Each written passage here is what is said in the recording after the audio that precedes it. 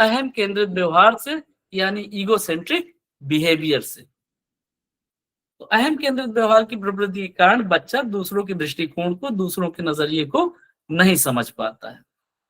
तो यहाँ पर मैंने आपको दो विशेषताएं बताई, सबसे पहली आत्म केंद्रित व्यवहार और दूसरा अहम केंद्रित व्यवहार। अब इसी क्रम में आगे बढ़ते हैं, जीववाद यानी एनिमिज्म।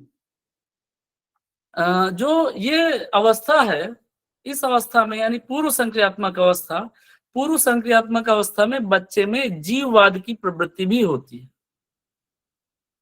यानी एनिमिज्म का गुण भी होता है। जीववाद, अब जीववाद क्या है?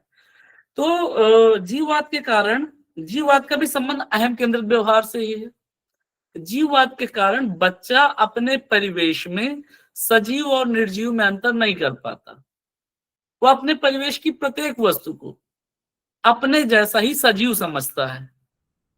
यानी जीववाद की प्रवृत्ति के कारण एक बच्चा अपने आसपास की हर चीज को सजीव समझता है, और ये सीधे सीधे अहम केंद्रित व्यवहार से संबंधित है, क्योंकि बच्चा अभी परिवेश को नहीं समझ पा रहा है। जीववाद के बहुत सारे उदाहरण हम अपने घरों में देखते हैं, बच्चों में प्रवृत्ति कैसे होती है। दो तीन एग्जांपल्स मैं रखता हूं आपके सामने। एक छोटा बच्चा खेलते हुए गिर गया, सपोज करो जमीन पे गिर गया और उसने रोना शुरू कर दिया, तो उसकी माँ आती है और सांकेतिक रूप से जमीन की पिटाई करना शुरू कर देती है, और जमीन की पिटाई होता देख करके बच्चा खुश हो जाता है, क्योंकि उसको ये लगता है कि माँ ने जमीन की पिटाई कर दी, माँ ने जमीन को पनिशमेंट दे दी। तो ये क्या दर्शा रहा है कि अभी बच्चे में जीववाद है। खेलते हुए बच्चे के दरवाजा लग जाए तो हम दरवाजे की पिटाई कर देते हैं, बच्चा खुश हो जाता है।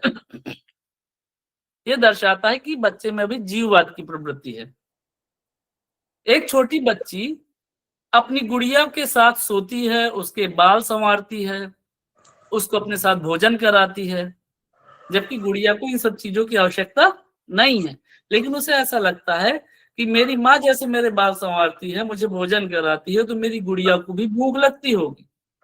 ये क्या दर्शाता है कि बच्ची में अभी एनिमिज्म भी है, यानी जीववाद की प्रवृत्ति भी है, और साथ ही साथ बच्ची का व्यवहार अहम केंद्रित भी है, यानी इगोसेंट्रिक भी है। तो 2 साल से 7 साल की उम्र तक बच्चों में जीववाद की प्रवृत्ति पाई जाती है, और धीरे धीरे ये प्रवृत्ति कम होती जाती है, और अंत में बच्चा सजीव और निर्जीव में अंतर करना सीख जाता है। तो इस गुण को पियाजे ने कहा है एनिमिज्म, यानी जीववाद। अगला जो गुण है वो है संकेंद्रण। अब यहाँ बहुत ध्यान से समझने की जरूरत है। आगे मैं आपको बताऊंगा संकेंद्रण के बारे में, विकेंद्रण के बारे में, संरक्षण के बारे में, और उत्क्रमणीय चिंतन के बारे में। ये सभी एक दूसरे से संबंधित हैं, ध्यान दीजिएगा। संकेंद्रण क्या है? संकेंद्रण एक्चुअली बच्चे की सीखने की एक सीमा है, एक लिमिट है, जो बच्चे में पूर्व संक्रियात्मक अवस्था में पाया जाता है। तो संकेंद्रण का मतलब क्या हुआ? वह गुण जिसके कारण बच्चा किसी वस्तु अथवा घटना अथवा परिस्थिति के केवल एक पक्ष पर ही ध्यान केंद्रित कर पाता है, बाकी पहलुओं पर ध्यान केंद्रित नहीं कर पाता या उन्हें नजरअंदाज कर देता है। इस गुण को पियाजे ने संकेंद्रण कहा है। पूर्व संक्रियात्मक अवस्था में संकेंद्रण होता है, लेकिन धीरे धीरे समाप्त हो जाता है। तो संकेंद्रण क्या है? संकेंद्रण के गुण के कारण बच्चा किसी वस्तु अथवा परिस्थिति के केवल एक पक्ष पर ही ध्यान केंद्रित कर पाता है, बाकी पक्षों को पूरी तरह से नजरअंदाज कर देता है। जैसे एक छोटा सा प्रश्न मैं आपके सामने रखता हूं, कोई भी आप इसका उत्तर दीजिएगा। एक व्यक्ति, एक बच्चा जब आपके साथ दुकान जाता है चॉकलेट खरीदने के लिए, वहां कई सारी चॉकलेट रखी हैं, तो बच्चा किस चॉकलेट को पसंद करेगा? चॉकलेट को फ्लेवर के आधार पर पसंद करेगा या उसकी पैकिंग के आधार पर पसंद करेगा, जिसकी पैकिंग ज्यादा आकर्षक, ज्यादा चमकदार होगी? पैकिंग के आधार पर, पैकिंग के आधार पर पसंद करेगा। उसको फ्लेवर या टेस्ट से मतलब नहीं है, वो उस चीज को पसंद करेगा जो ज्यादा चमकदार, ज्यादा रंग बिरंगी दिख रही है। क्यों? क्योंकि अभी बच्चा केवल पैकिंग पे फोकस कर पा रहा है, उसके अंदर क्या चीज है उस पर फोकस नहीं कर पा रहा है। यानी बच्चे में अभी संकेंद्रण है, यानी बच्चे में अभी सेंट्रेशन है। और संकेंद्रण की प्रवृत्ति के कारण ही बच्चा किसी वस्तु के एक से अधिक आयामों के बारे में एक साथ नहीं सोच सकता, नहीं समझ सकता। आगे जब मैं अभी संरक्षण बताऊंगा तब ये चीज आपको और क्लियर होगी। तो ध्यान दीजिएगा, इस अवस्था में यानी पूर्व संक्रियात्मक अवस्था में बच्चे में संकेंद्रण का गुण होता है और संरक्षण का गुण नहीं होता। लेकिन मैं संरक्षण को यहीं पर एक्सप्लेन कर रहा हूं। संरक्षण की योग्यता बच्चे में पूर्व संक्रियात्मक अवस्था में नहीं पाई जाती। संरक्षण की योग्यता बच्चे में विकसित होती है मूर्त संक्रियात्मक अवस्था में। पूर्व संक्रियात्मक अवस्था में बच्चे में संकेंद्रण है लेकिन संरक्षण नहीं है। तो अब कंजर्वेशन क्या है? कंजर्वेशन को मैं थोड़ा सा एक्सप्लेन करता हूं आपके सामने। अगर आप में से कोई एक बार प्रश्न का उत्तर दीजिएगा, छोटे से प्रश्न का। अगर मेरे पास एक गिलास में पानी है और उस पानी को अगर मैं लोटे में डाल दूंगा तो क्या पानी की मात्रा बदल जाएगी? नहीं सर।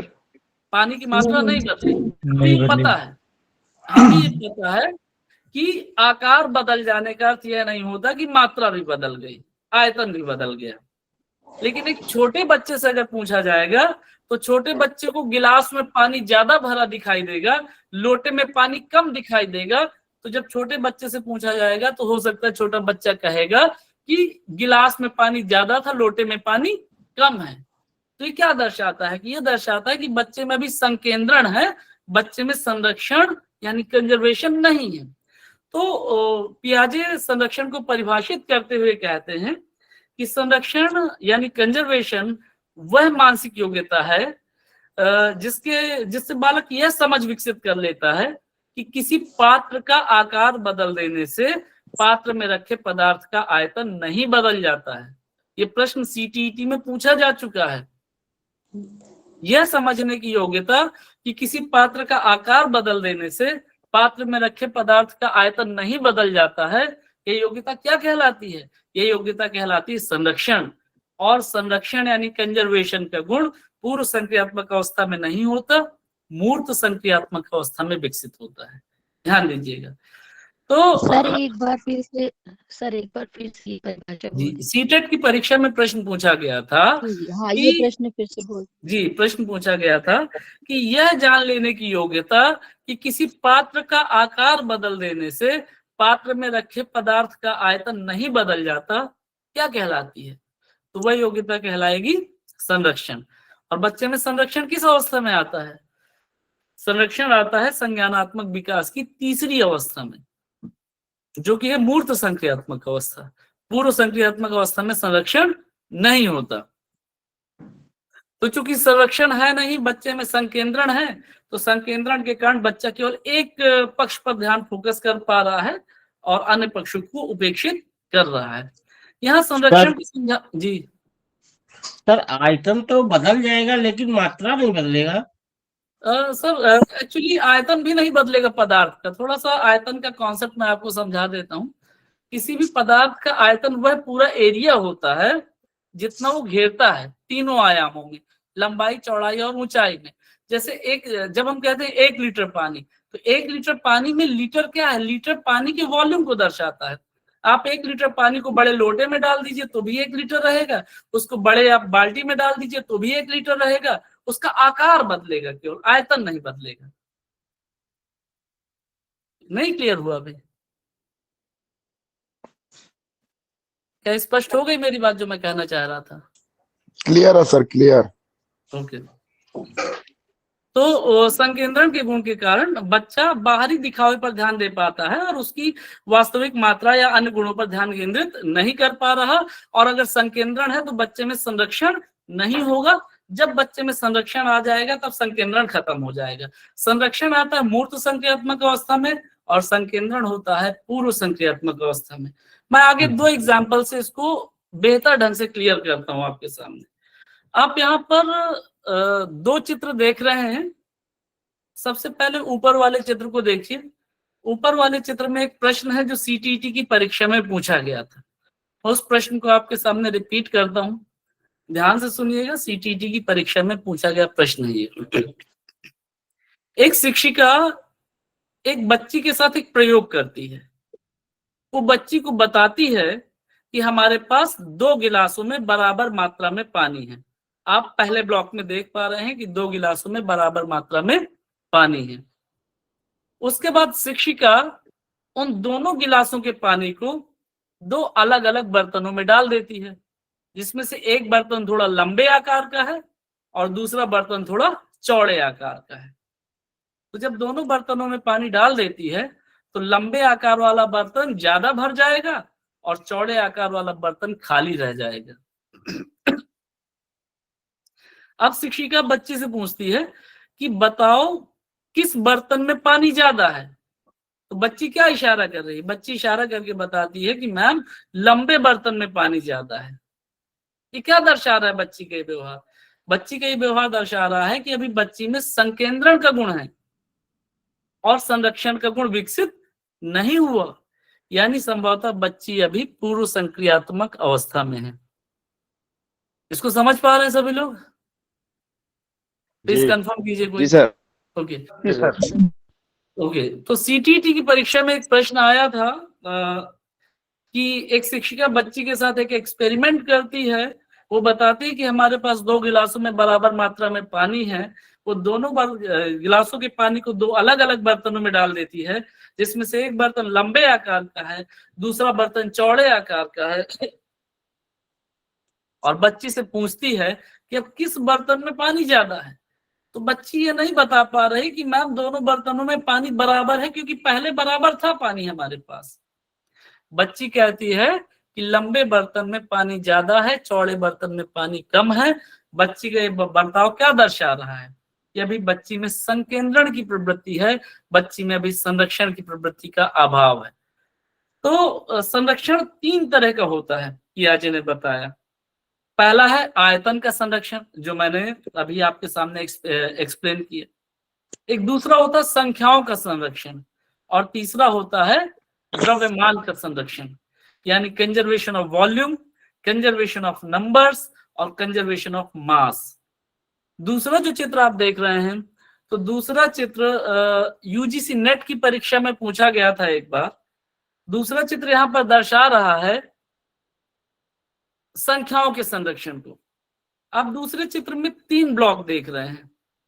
पहले ब्लॉक में आप देख रहे हैं कि 2 लाइनों में बराबर बराबर मात्रा में पत्थर के टुकड़े रखे हुए हैं, जो दोनों संख्या में 5-5 हैं। दूसरे पिक्चर में हम पहले बच्चे को बता देते हैं कि देखो हमारे पास बराबर बराबर पत्थर के टुकड़े हैं। फिर हम क्या करेंगे, हम नीचे वाली लाइन के अगर टुकड़ों को थोड़ा फैला के रख दें, जिससे नीचे वाली पंक्ति ज्यादा लंबी दिखने लगे, और फिर हम बच्चे से पूछें कि बताओ अब किस लाइन में पत्थर ज्यादा है, तो बच्चा संभवतः जवाब देगा कि नीचे वाली लाइन में पत्थर ज्यादा है, जो कि ज्यादा लंबी दिख रही है। तो ये क्या दर्शाता है? ये दर्शाता है कि अभी बच्चे में संख्याओं का भी संरक्षण विकसित नहीं हुआ, यानी बच्चे में अभी संकेंद्रण है कि, और संकेंद्रण के कारण बच्चा सिर्फ लंबाई पे फोकस कर पा रहा है, संख्या पर फोकस नहीं कर पा रहा है। तो संकेंद्रण की प्रवृत्ति पूर्व संक्रियात्मक अवस्था में पाई जाती है और संरक्षण आता है मूर्त संक्रियात्मक अवस्था में। और जब तक संकेंद्रण है तब तक बच्चे में संरक्षण का गुण विकसित नहीं होता। आगे देखिएगा, अगली स्लाइड में यहाँ पर आप देख रहे हैं उत्क्रमणीय चिंतन। सर एक सेकेंड, जी। मैं थोड़ा कंफ्यूज हूँ। हाँ, ये जो कंजर्वेशन है ये सर तीसरी स्टेज का है ये? जी, संरक्षण का जो गुण होता है ये तीसरी स्टेज का होता है, मूर्त संक्रियात्मक अवस्था का। यहाँ पर मैंने उसको इसलिए एक्सप्लेन किया क्योंकि उसके बिना मैं आपको संकेंद्रण एक्सप्लेन नहीं कर पाता, इसीलिए मैं सर कंफ्यूज हो गया था। हमने ये प्री ऑपरेशनल में आ गया ये तो। नहीं, प्री ऑपरेशनल में नहीं। आप देखेंगे ऊपर जहां पे मैंने लिख रखा है कि प्री ऑपरेशनल स्टेज में कौन कौन से गुण होते हैं, उसमें इसका उल्लेख मैंने नहीं किया है। और कल जैसे ही क्लास हमारी समाप्त होगी इस चैप्टर वाली, मैं इसका पीडीएफ, ये पूरा पीपीटी और इससे रिलेटेड क्वेश्चंस आपके ग्रुप में शेयर कर दूंगा। कल दोपहर तक आपको मैं शेयर कर दूंगा कंप्लीट। जी जी सर, धन्यवाद। ओके।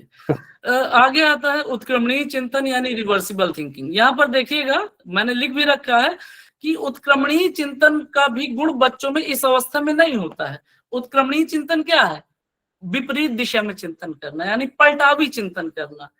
तो उत्क्रमणीय चिंतन किस अवस्था में आएगा? उत्क्रमणीय चिंतन भी संरक्षण जिस अवस्था में डेवलप होता है, यानी मूर्त संक्रियात्मक अवस्था, उसी अवस्था में विकसित होगा।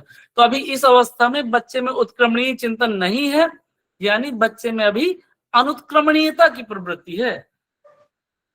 उत्क्रमणीय चिंतन यानी विपरीत दिशा में चिंतन करना, पलटावी चिंतन करना।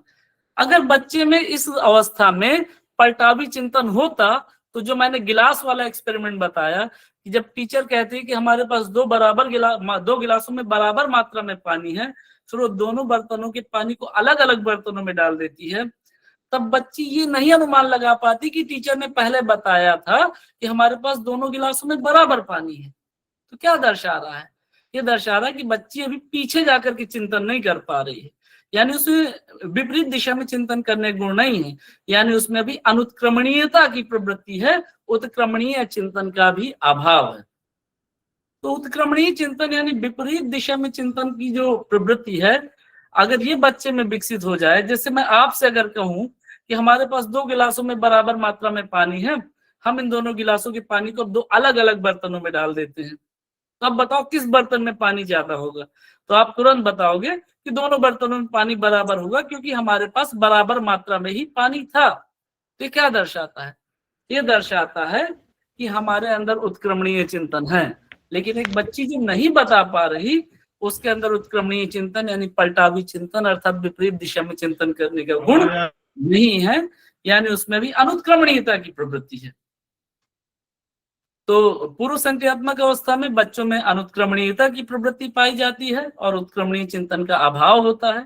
और उत्क्रमणीय चिंतन और संरक्षण ये दोनों गुण विकसित होते हैं मूर्त संक्रियात्मक अवस्था में, जब संकेंद्रण की प्रवृत्ति पूरी तरह से समाप्त हो जाती है।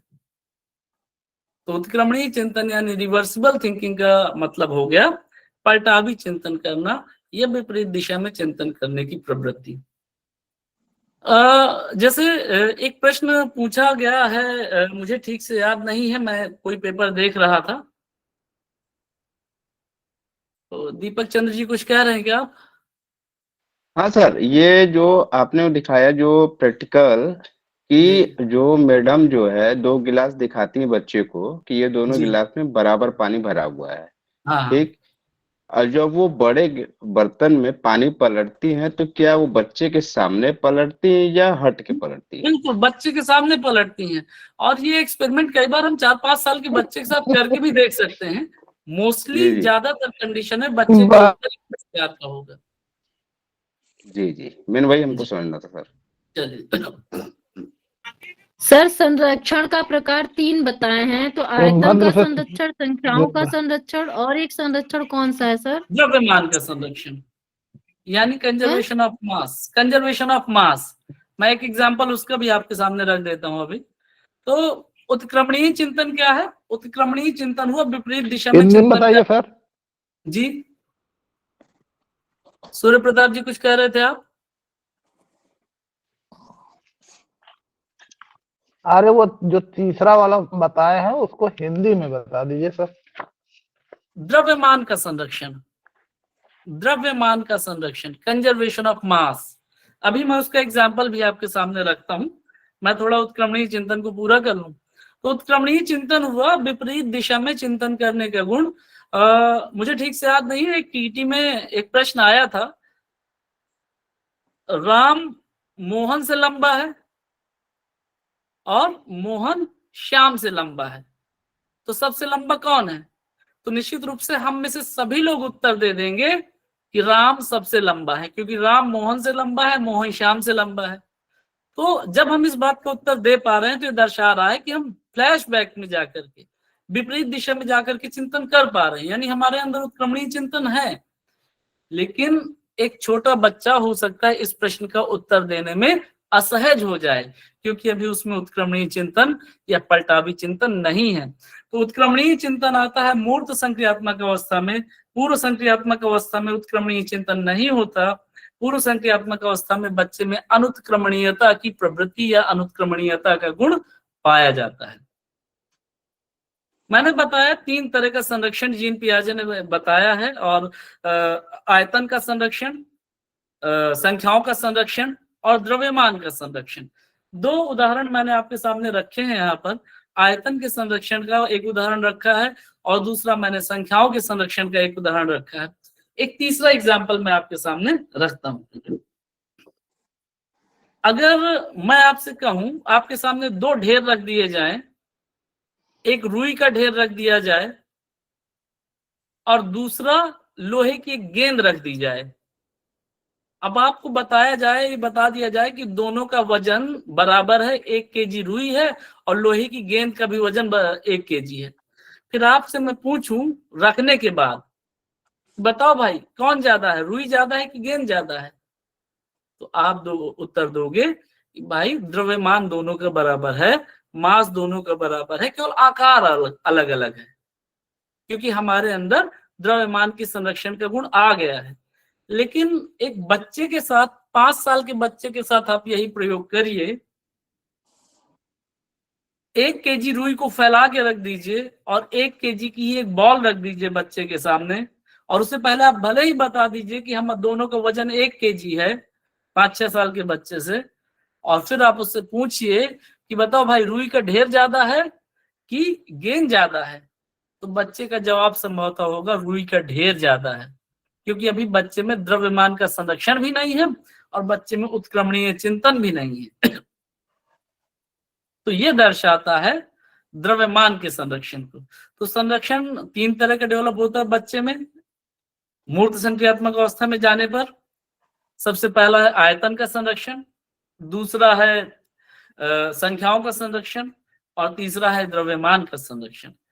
इन शॉर्ट, यहाँ पर एक चीज मैं सरल शब्दों में अगर बोलूं तो हम कह सकते हैं कि आकार, आयतन, मात्रा और संख्याओं की स्पष्ट समझ, आकार, आयतन, मात्रा और संख्याओं की स्पष्ट समझ का विकास, यही कहलाता है संरक्षण, यानी कंजर्वेशन।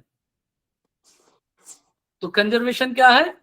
जब बच्चा आकार को समझ ले प्रॉपरली, आयतन को समझ ले, मात्रा को समझ ले और संख्याओं को प्रॉपरली समझने लगे, तो हम कहेंगे कि बच्चे में संरक्षण की प्रवृत्ति यानी कंजर्वेशन का गुण आ गया है, और तभी बच्चे में उत्क्रमणीय चिंतन यानी रिवर्सिबल थिंकिंग का भी गुण बच्चे में आता है।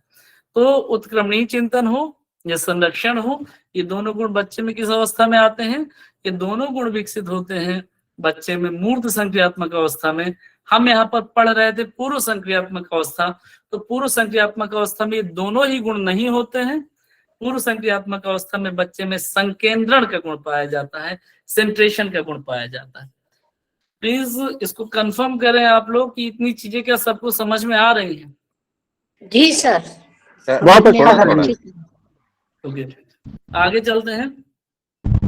तो ये थी हमारी दूसरी अवस्था, पूर्व संक्रियात्मक अवस्था, जिसमें मैंने आपको पूर्व संक्रियात्मक अवस्था में विकसित होने वाले विभिन्न गुणों के बारे में विस्तार से बता दिया है।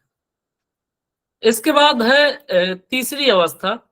तीसरी अवस्था का नाम है मूर्त संक्रियात्मक अवस्था यानी कॉन्क्रीट ऑपरेशनल स्टेज।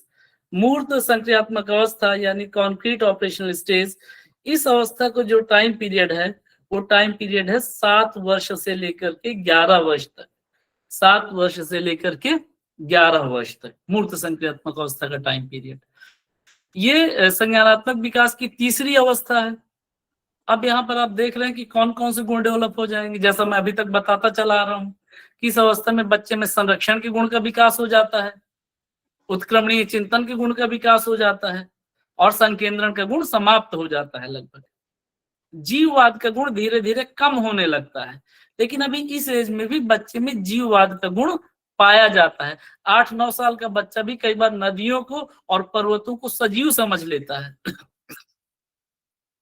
तो जीववाद का गुण कम तो होने लगता है, लेकिन जीववाद का गुण पूरी तरह से भी समाप्त नहीं हुआ। बच्चे का अहम केंद्रित व्यवहार, अब जब बच्चा स्कूल जाने लगता है,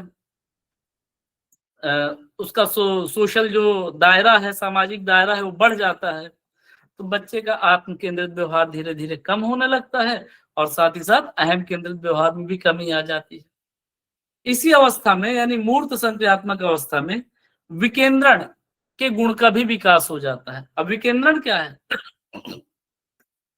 विकेंद्रण हुआ संकेंद्रण का विपरीत। संकेंद्रण में मैंने एक बार बताया था। अहम केंद्रित क्या होता है बता दीजिए। अच्छा, मैं फिर से बता देता हूँ अहम केंद्रित व्यवहार को एक बार, थोड़ा सा इसको मैं समाप्त कर दूं अभी, फिर बता देता हूँ आपको फिर जी से। सर।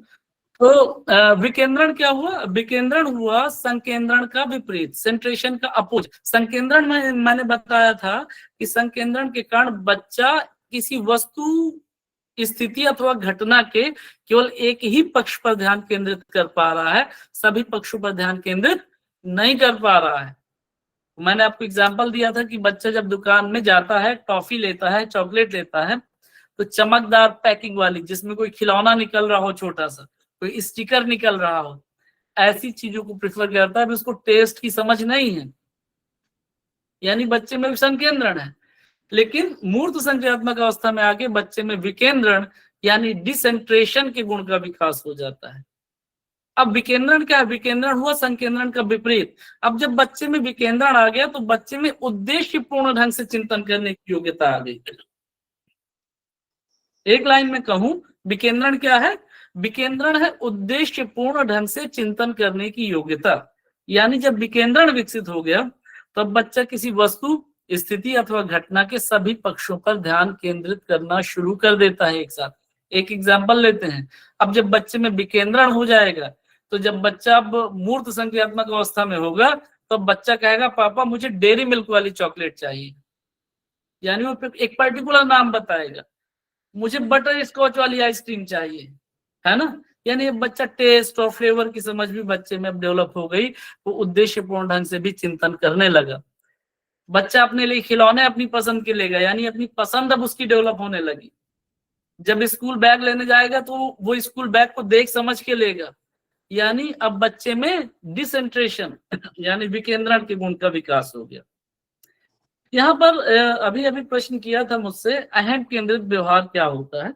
मैंने इसको विस्तार से समझाया था, फिर से मैं इसको संक्षेप में बता देता हूँ। अगर हम अपने आसपास देखेंगे तो हमें अपने आसपास बहुत सारे ईगोसेंट्रिक लोग मिल जाएंगे, अहम केंद्रित लोग मिल जाएंगे। कैसे होते हैं अहम केंद्रित लोग? जो ये सोचते हैं, अगर कोई व्यक्ति यह सोचे कि जो मेरा मानना है वही सही है, जो मुझे पसंद है वही सबको पसंद होगा, जो मैं करता हूं वैसा ही सबको करना चाहिए, यानी मेरी ढपली मेरा राग वाला व्यक्ति, तो हम कहेंगे वो व्यक्ति कैसा है? वो व्यक्ति अहम केंद्रित है, वो व्यक्ति ईगोसेंट्रिक है। यानी वो व्यक्ति दूसरों के परसेप्शन को, दूसरों के दृष्टिकोण को, दूसरों के नजरिए को भी नहीं समझ पा रहा है। तो पियाजे कहते हैं कि बालक के संज्ञानात्मक विकास की प्रक्रिया में अहम केंद्रित होना एक स्वाभाविक गुण है। पूर्व संक्रियात्मक अवस्था में बच्चे का व्यवहार अहम केंद्रित होता है और अहम केंद्रित व्यवहार के कारण बालक दूसरों के परसेप्शन को, दूसरों के दृष्टिकोण को, दूसरों के नजरिए को ठीक से समझ नहीं पाता है। मैंने कुछ एग्जाम्पल दिए थे आपके सामने। खेलते हुए छुपा छुपी का खेल खेल रहा है और बच्चा खेलते हुए अपनी आंखें बंद कर लेता है और आंखें बंद करके सोचता है कि अब मुझे कोई देख नहीं पाएगा। क्यों ऐसा सोच रहा है? क्योंकि उसे लगता है कि मैं किसी को नहीं देख पा रहा हूं तो कोई मुझे भी नहीं देख पा रहा होगा। तो ये क्या दर्शाता है? ये दर्शाता है कि बच्चे का व्यवहार अभी अहम केंद्रित है।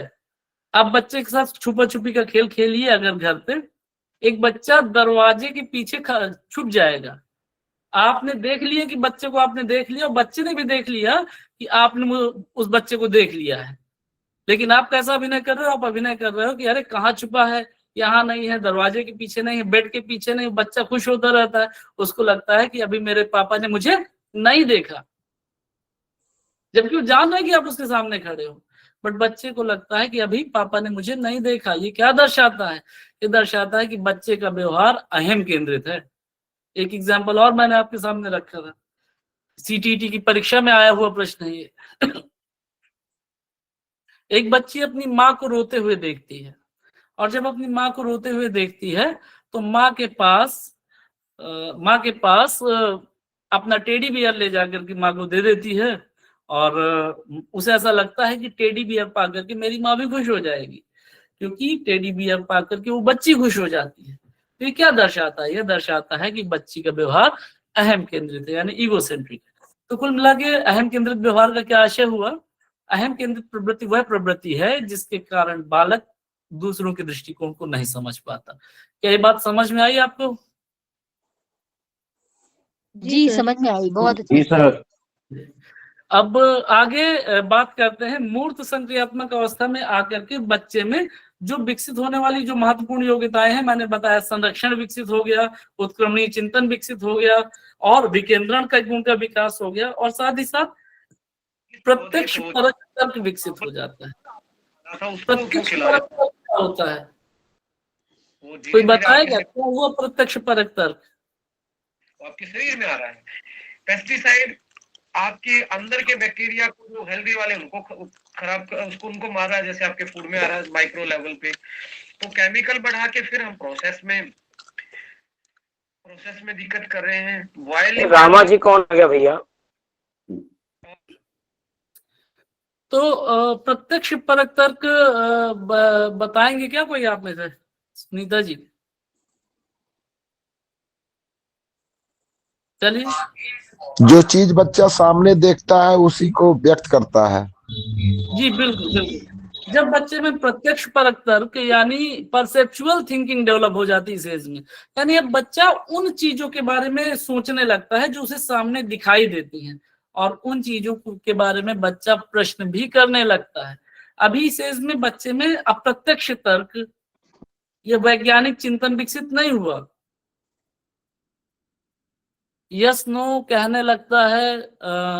प्रत्यक्ष परक तर्क, हाँ कह सकते हैं, प्रत्यक्ष परक तर्क के विकसित होने का एक लक्षण है कि बच्चा प्रश्नों का जवाब देना शुरू कर देता है। तो कुल मिलाकर के इस एज में अभी अप्रत्यक्ष तर्क, वैज्ञानिक चिंतन नहीं विकसित हुआ है, लेकिन बच्चा जिन चीजों को देख रहा है उन चीजों पे प्रश्न करने लगता है। अब बच्चा किस प्रकार के प्रश्न करता है?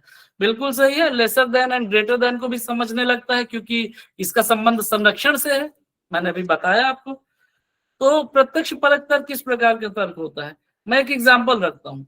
आप सभी ने थॉमस अल्वा एडिसन की बचपन की कहानी पढ़ी होगी।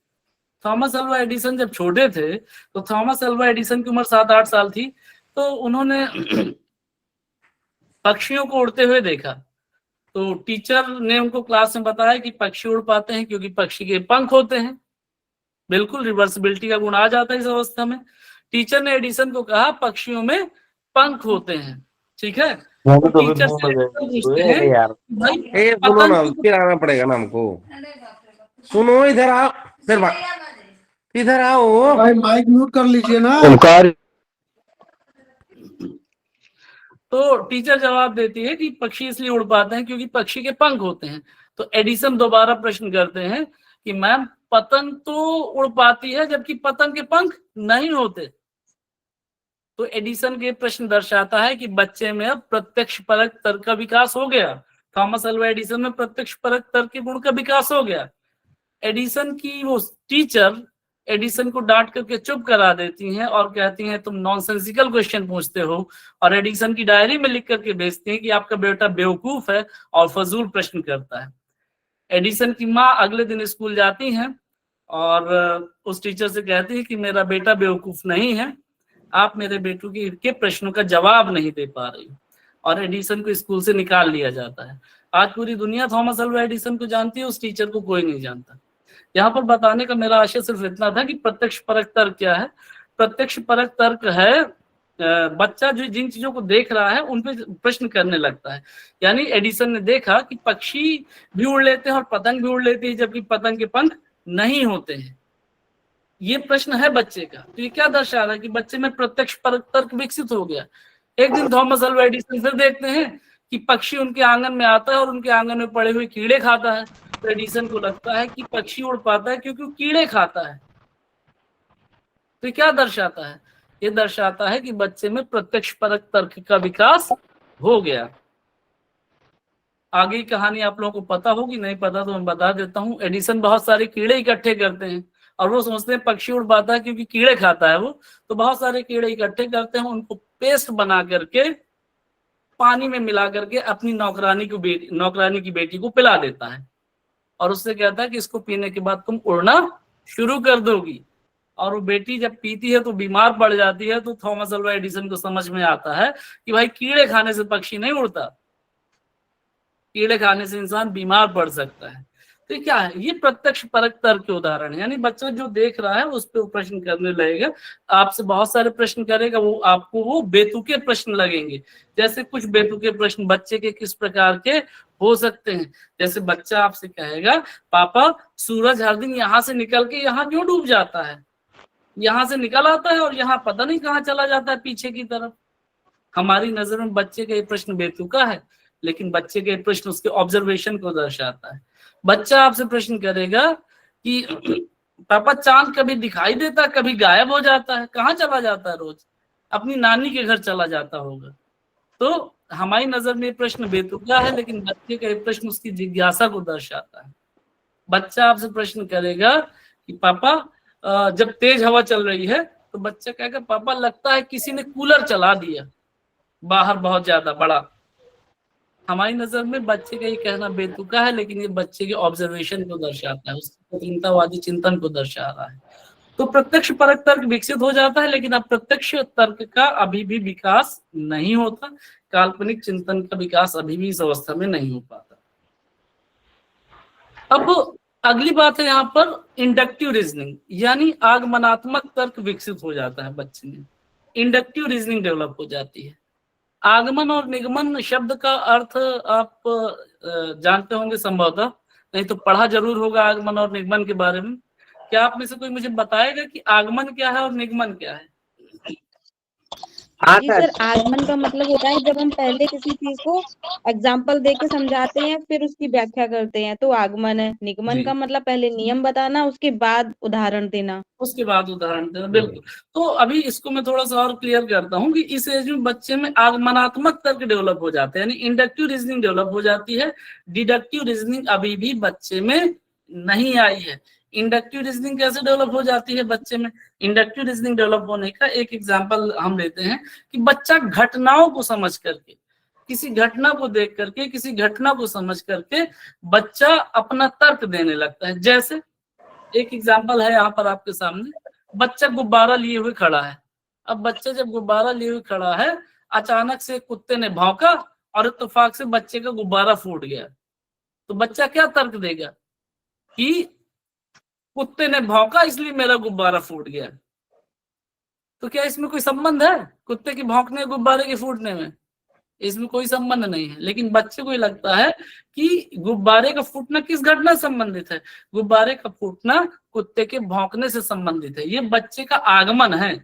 बच्चे ने एक घटना को देखा और उससे एक निष्कर्ष तक पहुंचा। ये क्या दर्शा रहा है? ये प्रश्न, बच्चे की ये घटना दर्शा रही कि बच्चे में इंडक्टिव रीजनिंग डेवलप हो रही है, आगमनात्मक तर्क विकसित हो रहा है।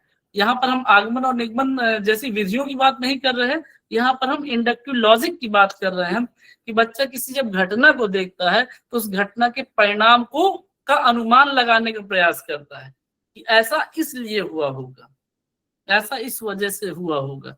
ये क्या दर्शाता है? ये दर्शाता है कि बच्चे में आगमनात्मक तर्क का विकास हो गया है। आगे हम आगमन और निगमन पे और विस्तार से चर्चा करेंगे। मूर्त संक्रियात्मक अवस्था का जो एक अन्य महत्वपूर्ण गुण है वो है बच्चे में वर्गीकरण के गुण का विकास हो जाता है, यानी क्लासिफिकेशन के गुण का विकास हो जाता है।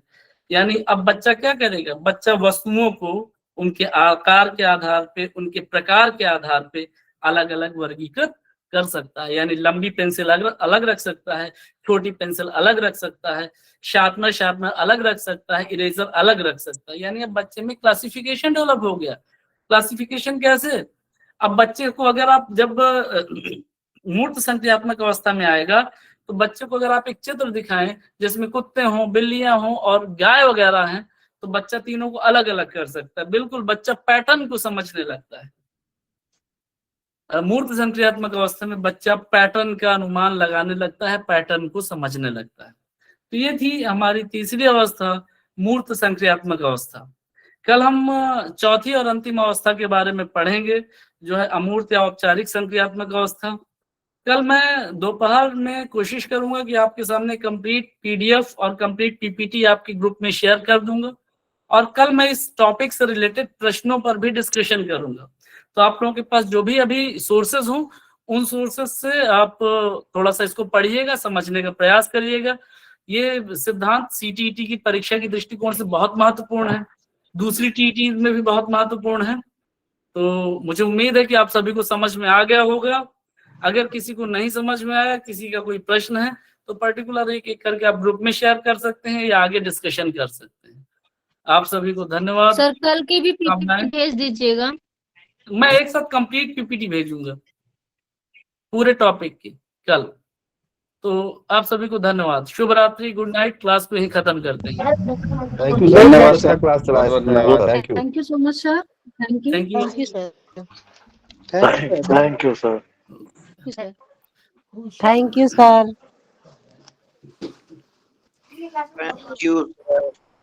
आप लोग बने रहिएगा, 9 बजे से क्लास मोनिका मैम की होगी इसी आईडी वेरी पे। Nice session sir, very nice session sir, Mandeep sir, very nice session.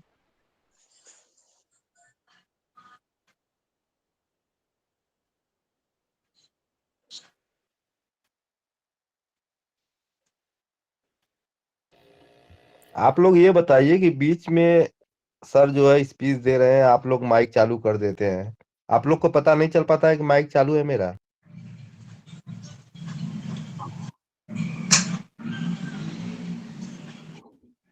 Monika ma'am आ चुकी हैं।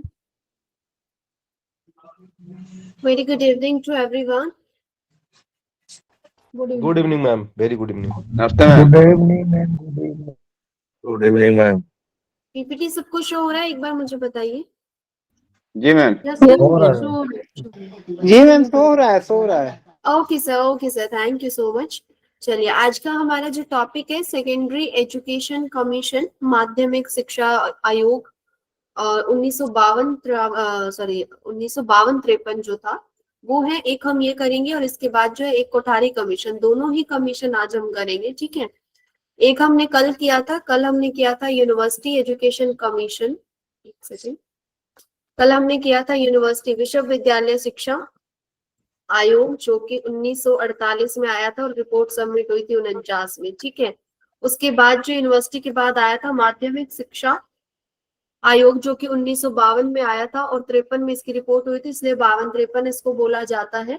और इसके बाद हम जो पढ़ेंगे वो है कोठारी कमीशन, जिसको कि शिक्षा आयोग कहा जाता है सर। तो उसमें जो है इन दोनों को ही इंक्लूड कर दिया गया था, इस तरह का एक कुछ है। तो हम पढ़ लेंगे, दोनों ही आज करेंगे, ठीक है। सेकेंडरी माध्यमिक शिक्षा आयोग 1952-53, जिसकी अध्यक्षता डॉक्टर ए लक्ष्मण स्वामी मुदालियर ने की थी, भारत में माध्यमिक शिक्षा में सुधार लाने और उसे अधिक प्रासंगिक, व्यवहारिक और कौशल आधारित बनाने के लिए स्थापित किया गया था कि स्कूल के जो एजुकेशन है ना, माध्यमिक स्कूल जो है, उनकी शिक्षा में सुधार करने के लिए और उस शिक्षा को और अच्छा बनाने के लिए, और जो है उसको व्यवहारिक बनाया जा सके, प्रैक्टिकल बनाया जा सके, और जो कौशल पे जो केंद्रित हो कि जो कार्य है वो स्किल सिखाई जाए, उस पे केंद्र किया जाए, उस पे फोकस किया जाए। इस उद्देश्य के साथ जो है इस आयोग की स्थापना की गई। आयोग की स्थापना 1952 में की गई और जो इसकी अध्यक्षता किसने की थी, डॉक्टर ए लक्ष्मण स्वामी मुदालियर ने की थी। और इन्हीं के नाम पे इसको जो है मुदालियर कमीशन या मुदालियर आयोग भी कहा जाता है, तो वो भी याद रखना। कभी पूछे कि माध्यमिक शिक्षा आयोग का दूसरा नाम क्या है, तो मुदालियर आयोग, या मुदालियर आयोग का दूसरा नाम पूछ ले कि किस आयोग को मुदालियर आयोग के नाम से जाना जाता है, तो वो माध्यमिक शिक्षा आयोग है, ठीक है। इसका प्रसंग और स्थापना, प्लीज अपना माइक म्यूट रखिए। टॉपिक जो है थोड़ा सा लॉन्ग है, मैं नहीं चाहती कि किसी तरह की डिस्टर्बेंस हो और हमारी क्लास जो है आधी रह जाए, ठीक है। ये जो भारत सरकार द्वारा 23 सितंबर 1992 को नियुक्त किया गया केंद्रीय शिक्षा सलाहकार बोर्ड, जो कि कैब मैंने कल भी बताया था, जिसकी सिफारिश पे यूनिवर्सिटी कमीशन आया था, उसी की सिफारिश पे ये गठित हुआ। 29 अगस्त 1953 को रिपोर्ट प्रस्तुत की गई, जिसमें कि पूरे भारत से सर्वेक्षण, साक्षात्कार और प्रश्नावली शामिल थी कि पूरे भारत में एक रिसर्च, एक अनुसंधान किया गया, सर्वेक्षण किया गया। उसके बाद में एक रिपोर्ट बनी कि माध्यमिक शिक्षा में क्या सुधार होने चाहिए, किस चेंजेस की आवश्यकता, वो रिपोर्ट बनाएगी। और वो रिपोर्ट किस तारीख को सबमिट हुई, 29 अगस्त 1953 को वो रिपोर्ट प्रस्तुत की गई। ठीक है। इसमें जो उद्देश्य थे इस आयोग के, किस उद्देश्यों की पूर्ति के लिए आयोग बनाया गया था? एक तो माध्यमिक शिक्षा की गुणवत्ता में सुधार लाना, शिक्षा को जीवन और कार्य से जोड़ना और विद्यार्थियों के व्यक्तित्व, कौशल और मूल्यों का विकास करना, माध्यमिक शिक्षा को एक स्वतंत्र और पूर्ण स्तर बनाना, न कि केवल उच्च शिक्षा की तैयारी करना। ये जो माध्यमिक शिक्षा है ना, जो 6 to 12 तक की मान लीजिए, तो ये जो शिक्षा है सिर्फ इसको ये नहीं मानना कि उच्च शिक्षा यानी जो यूनिवर्सिटी या कॉलेज से जोड़ने के लिए नहीं है, बल्कि ये पूर्ण रूप से और स्वतंत्र रूप से इसको एक ऐसा बनाना जो कि बच्चे के लिए भी है, ये उसको कौशल दे रही है, उसके जीवन के एक 5-6 साल जो है वो बहुत मूल्यवान है। तो वो बच्चा अगर इन सालों में इस स्कूल में अगर है तो वो इस स्तर पर अच्छा जो है लर्निंग करे, अधिगम करे, अच्छी चीजें सीखे और कौशल जो है स्किल सीखे कोई, और उसकी जो शिक्षा है वो बेहतर हो सके। और उसको ये नहीं माना जाए कि सिर्फ उच्च शिक्षा से जोड़ने के लिए माध्यमिक शिक्षा, तो इसलिए जो इसमें सुधार की आवश्यकता है। ये कुछ उद्देश्य थे, इनमें कुछ समझाने वाला ज्यादा चीजें है नहीं, डायरेक्ट है कि शिक्षा में गुणवत्ता में सुधार लानी थी। ठीक है, अब उसकी कुछ रिकमेंडेशन है जो वो मेन है, वो समझ लेना कि क्या क्या रिकमेंडेशंस थी। जो हमारा माध्यमिक शिक्षा आयोग आया, इसने जो है क्या किया, एक तो सेकेंडरी माध्यमिक शिक्षा है ना जो इसको 11 वर्ष जो 7 वर्ष में बांट दिया था। इसको बोला कि 7 ईयर स्ट्रक्चर होना चाहिए, और वो 7 ईयर स्ट्रक्चर कैसे होंगे कि 4 वर्ष तो निचला और 3 वर्ष उच्च। जो 11 से 17 साल की एजुकेशन है ना, ये 7 बांट दी। निचला यानी 11 से 14, और फिर जो है 15, 16 और 17 जो है इनकी एज इस तरह से इसने बांट दी थी। ठीक है, करिकुलम में जो है शैक्षिक, व्यवसायिक और तकनीकी धाराएं शुरू की। शैक्षिक जो एकेडमिक जो चीजें सब्जेक्ट हैं वो चल रहे हैं। वोकेशनल में कि वोकेशनल की भी कुछ चीजें जो है ऐड की जाए, कुछ कार्य भी, कुछ स्किल बेस्ड है, जैसे कि ITI जैसे कोर्सेज आए, डिप्लोमाज आए ना, वो सारी चीजें भी यूज की जाए। और तकनीकी धाराएं यानी कि टेक्निकल स्ट्रीम्स जो है किसी टर्म्स की, मान लो ITI आया या फिर जो ये हम कह देते हैं ना कि पॉलिटेक्निकल, इस तरह की जो अलग अलग स्ट्रीम्स निकले अलग से, जिस तरह से हम कह सकते हैं कि कोई प्लम्बरिंग का काम है, कुछ और काम है, तो वो सारी स्ट्रीम्स भी वहां से शुरू करने पे बात की गई। और वोकेशनल पे बल दिया गया कि व्यवहारिक कौशल हो, तकनीकी प्रशिक्षण दिया जाए, बहुउद्देशीय विद्यालयों को बढ़ावा देना चाहिए।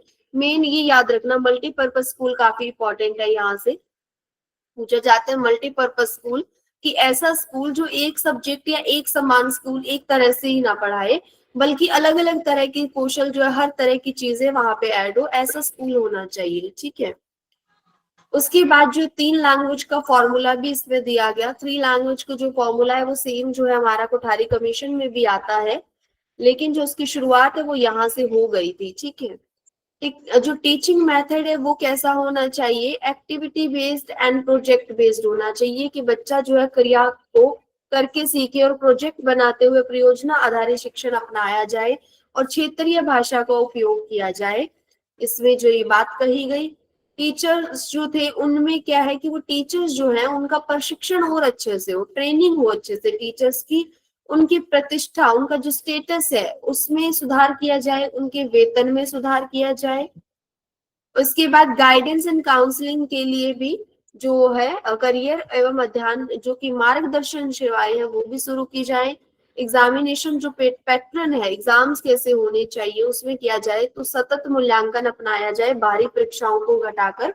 और यहीं पे जो है सेमेस्टर सिस्टम भी इन्होंने बोला कि सेमेस्टर सिस्टम होना चाहिए, एनुअल नहीं होना चाहिए, कि वार्षिक परीक्षाओं के बदले क्या होना चाहिए कि हर 6 महीने में जो होता है ना, सेमेस्टर की टुकड़ों में तोड़ दो, कि सेमेस्टर बना दो और सेमेस्टर वाइज जो है पेपर होने चाहिए। सिटीजनशिप एंड कैरेक्टर, लोकतांत्रिक मूल्यों, नेतृत्व और सांस्कृतिक समझ को बढ़ावा दिया जाए। ठीक है, ये चीजें थी मेन। अब इसको एक छोटी सी स्टोरी के बाद में समझा देती हूँ मैं, कि 1952 में एक आयोग तैयार किया गया, माध्यमिक शिक्षा आयोग। किसकी अध्यक्षता में? Doctor A. लक्ष्मण स्वामी मुदालियर, उनकी अध्यक्षता में।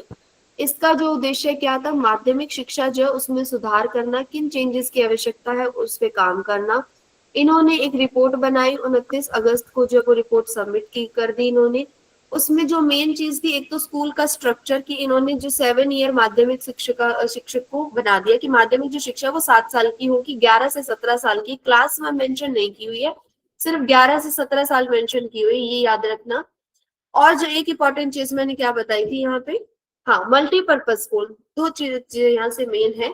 और जो है 3 लैंग्वेज फॉर्मूला, उसकी शुरुआत यहाँ से हो गई थी। लेकिन अगर मुख्य रूप से पूछे, मुख्य रूप से उस पे जो है बल किसने दिया मेन उस पे, तो वो जो है कोठारी कमीशन का माना जाता है। ठीक है, यहाँ से इतनी चीजें थी, इनको याद करना है सीक्वेंस में। सबसे पहला कौन सा यूनिवर्सिटी, विश्वविद्यालय शिक्षा आयोग, जो कि 1948 में आया। और फिर आया माध्यमिक शिक्षा आयोग 1952 में, ये 2 हो गए। ये यूनिवर्सिटी के लिए आया, ये स्कूल के लिए आया। उसके बाद जो आया था 1964 में, जो कोठारी कमीशन है। कोठारी कमीशन क्या था, शिक्षा आयोग, जो कि सिर्फ स्कूल या सिर्फ यूनिवर्सिटी के लिए नहीं, वो पूरा था सबके लिए, कि स्कूल जो है ना प्राइमरी लेवल से लेकर और यूनिवर्सिटी लेवल तक पूरी एजुकेशन है, सबको ऐड इसमें कर लिया गया। ठीक है, 1964 में आया, इसकी रिपोर्ट 66 में सबमिट हुई, इसलिए इसको 1964 से 66 लिखा जाता है। जो आपको क्वेश्चन आएगा उसके अकॉर्डिंग आपको आंसर देना होगा। ठीक है, इस कमीशन को क्या कहा जाता है, राष्ट्रीय शिक्षा आयोग कहा जाता है। इसे भारत सरकार ने 1964 में स्थापित किया। डॉक्टर दौलत सिंह कोठारी, DS कोठारी लिखा हुआ, दौलत सिंह कोठारी है फुल फॉर्म, इसका फुल नेम जो है, वो इसके अध्यक्ष थे। यूजीसी के भी अध्यक्ष थे, क्योंकि यूजीसी की स्थापना जो 1956 में हो चुकी थी। और उस टाइम जो है यूजीसी के जो अध्यक्ष थे, उसी को DS जो ये नेशनल एजुकेशन कमीशन बना हमारा राष्ट्रीय शिक्षा आयोग, इनका भी अध्यक्ष नियुक्त किया गया। इस आयोग का जो उद्देश्य था वो क्या था कि शिक्षा के विकास के लिए व्यापक योजना तैयार करना और राष्ट्रीय शिक्षा नीति पर सुझाव देना। जो NEP है ना, कि नेशनल एजुकेशन पॉलिसी, राष्ट्रीय शिक्षा नीति पर सुझाव देना। क्योंकि पहला कमीशन बन गया यूनिवर्सिटी पर, विश्वविद्यालय पर, उसके बाद बन गया स्कूल पर। तो लेकिन इसके बाद क्या हुआ, ऐसी जरूरत फील हुई कि एक आयोग बनाओ कि जिसमें कि हमारी राष्ट्रीय शिक्षा नीति हो हमारे देश की, और हम जो उसी की योजना तैयार करें, जिसमें अलग अलग स्कूल कॉलेज लेवल की हमें बात करने की जरूरत नहीं, एक ही राष्ट्रीय शिक्षा नीति हो। तो इस जो ये आया, जो शिक्षा आयोग आया, राष्ट्रीय शिक्षा आयोग, इसका उद्देश्य यही था कि एक ऐसी व्यापक योजना तैयार की जाए कि जो योजना हमें राष्ट्रीय शिक्षा नीति बनाने में हेल्प करे, तो उसके लिए मार्गदर्शन करे, सुझाव दे कि हमारे देश की जो शिक्षा नीति है वो कैसी होनी चाहिए। तो ये जो है कोठारी कमीशन, जो इसको दौलत सिंह कोठारी के नाम से ही कोठारी कमीशन भी कहा जाता है। तो कोठारी कमीशन जो है मेन एक कह सकते हैं कि आधारशिला है, उसकी नींव रखी हमारी भारतीय राष्ट्रीय जो शिक्षा नीति है, वो यहाँ से स्टार्ट हुई। जो पहली NEP आया 1968 में, तो वो किसके बेस पे आया था, वो इसी के बेस पे आया था, इसी एक्ट के बेस पे, कि आयोग जो 1964 में आयोग बना, इसने 66 में जो रिपोर्ट सबमिट की, इसी के बेस पे जो बना 1968 में पहली जो हमारी शिक्षा नीति बनी NEP 1968 वाली, वो इसी के बेस पे बनी थी। ठीक है, रिपोर्ट सबमिट की गई 29 जून 1966 को। प्लीज माइक म्यूट कर लीजिए अपना।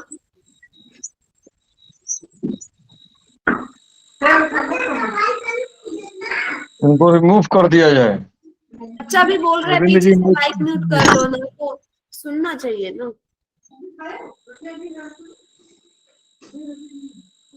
एक सेकेंड दीजिए, मैं चेक करती हूँ कौन है। अरविंद जी अपना माइक म्यूट करिए। अरविंद जी, आप होस्ट हैं, अरविंद जी अपना माइक म्यूट करिए। कर दीजिए।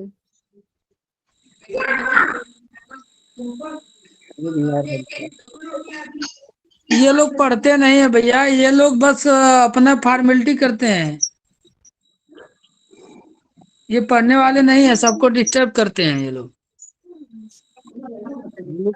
जगह थका लेते हैं दूसरे का ही वो भाई जी रिमूव कर दीजिए।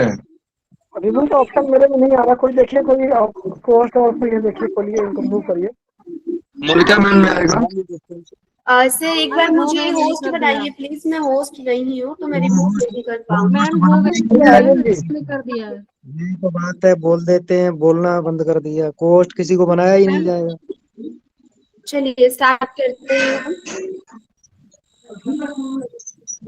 कंटिन्यू करिए मैम। हाँ जी मैम। क्योंकि देखिए ऑलरेडी जो है हम ना ऐसी चीजें लर्न कर रहे हैं जहाँ पे ना इतनी सारी पॉलिसीज है, इतने सारे कमीशन आयोग है, उनके सारे याद करना बहुत डिफिकल्ट हो जाएगा आपके लिए अगर आप सही से नहीं सुनेंगे और नहीं समझेंगे तो। अब जो है हम इसको बहुत ही इंटरेस्टिंग वे से, इजी वे से कर रहे हैं कि स्टोरी की तरह समझ लिया, लाइन वाइज एक कर लिया कि किस कब क्या क्या हुआ।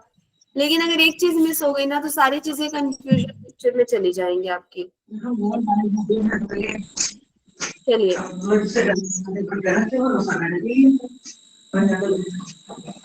जी रिमूव करिए अरविंद जी को।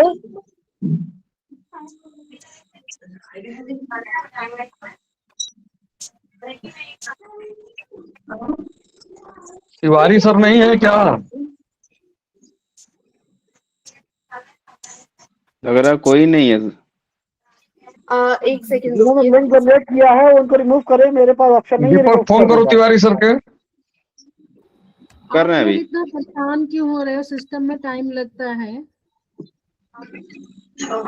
दूसरे को डिस्टर्ब करना, बार बार इन लोगों का अपना परिचय देना है।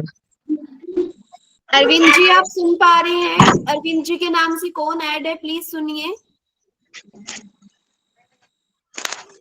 रिप्लाई करें प्लीज आप।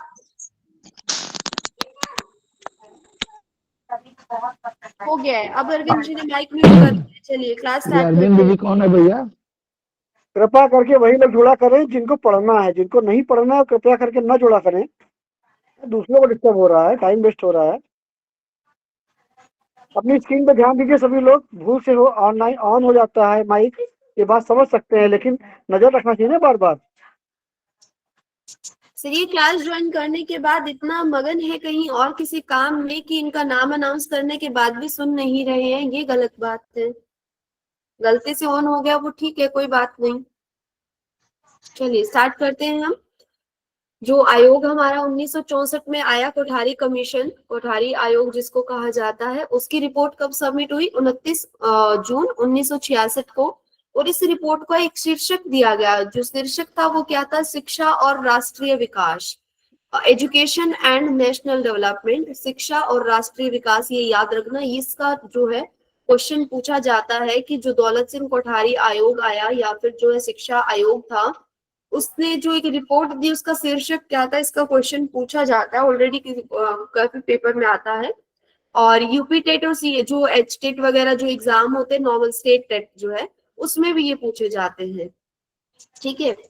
अब जो है इसमें जो मेजर रिकमेंडेशन दी गई वो समझ लीजिए कि आयोग जो आया, शिक्षा आयोग, इसने क्या था? एक तो स्कूल एक समान होना चाहिए, यूनिफाइड कर दो स्कूलों को, एक समान स्कूल कर दो। एक समान स्कूल का मतलब क्या है कि बच्चा ना कहीं भी जाए कि यूनिफॉर्मिटी हो स्कूल्स में, कि सबके रूल रेगुलेशन हो कि कैसा स्कूल होना चाहिए। अलग अलग ये स्टेट वाइज जो सिस्टम चल रहा है वो नहीं होना चाहिए। और वो यूनिफॉर्मिटी जो थी वो स्ट्रक्चर में थी। जो शिक्षा आयोग ने 7 साल का माध्यमिक जो दिया था ना, माध्यमिक शिक्षा आयोग ने कि 7 ईयर माध्यमिक शिक्षा होनी चाहिए, उस के बाद भी इसने क्या किया कि एक पूरे स्कूल का स्ट्रक्चर चेंज कर दिया कि 10+2+3 होना चाहिए, कि 10 साल पहली क्लास से 10वीं तक, फिर 2 साल जो है 11वीं और 12वीं हो गई, और 3 साल की जो है डिग्री। ये स्ट्रक्चर होना चाहिए। इन्होंने ये स्ट्रक्चर दे दिया और इस स्ट्रक्चर को कहा गया कि एक समान विद्यालय प्रणाली, एक समान जो स्कूल सिस्टम होना चाहिए। कि किसी भी स्कूल में अगर बच्चा जा रहा है ना 6th के बाद, तो वो 7th में एडमिशन ले सकता है। क्लास कि किस लेवल पे क्या चीजें हैं वो सेम चलनी चाहिए।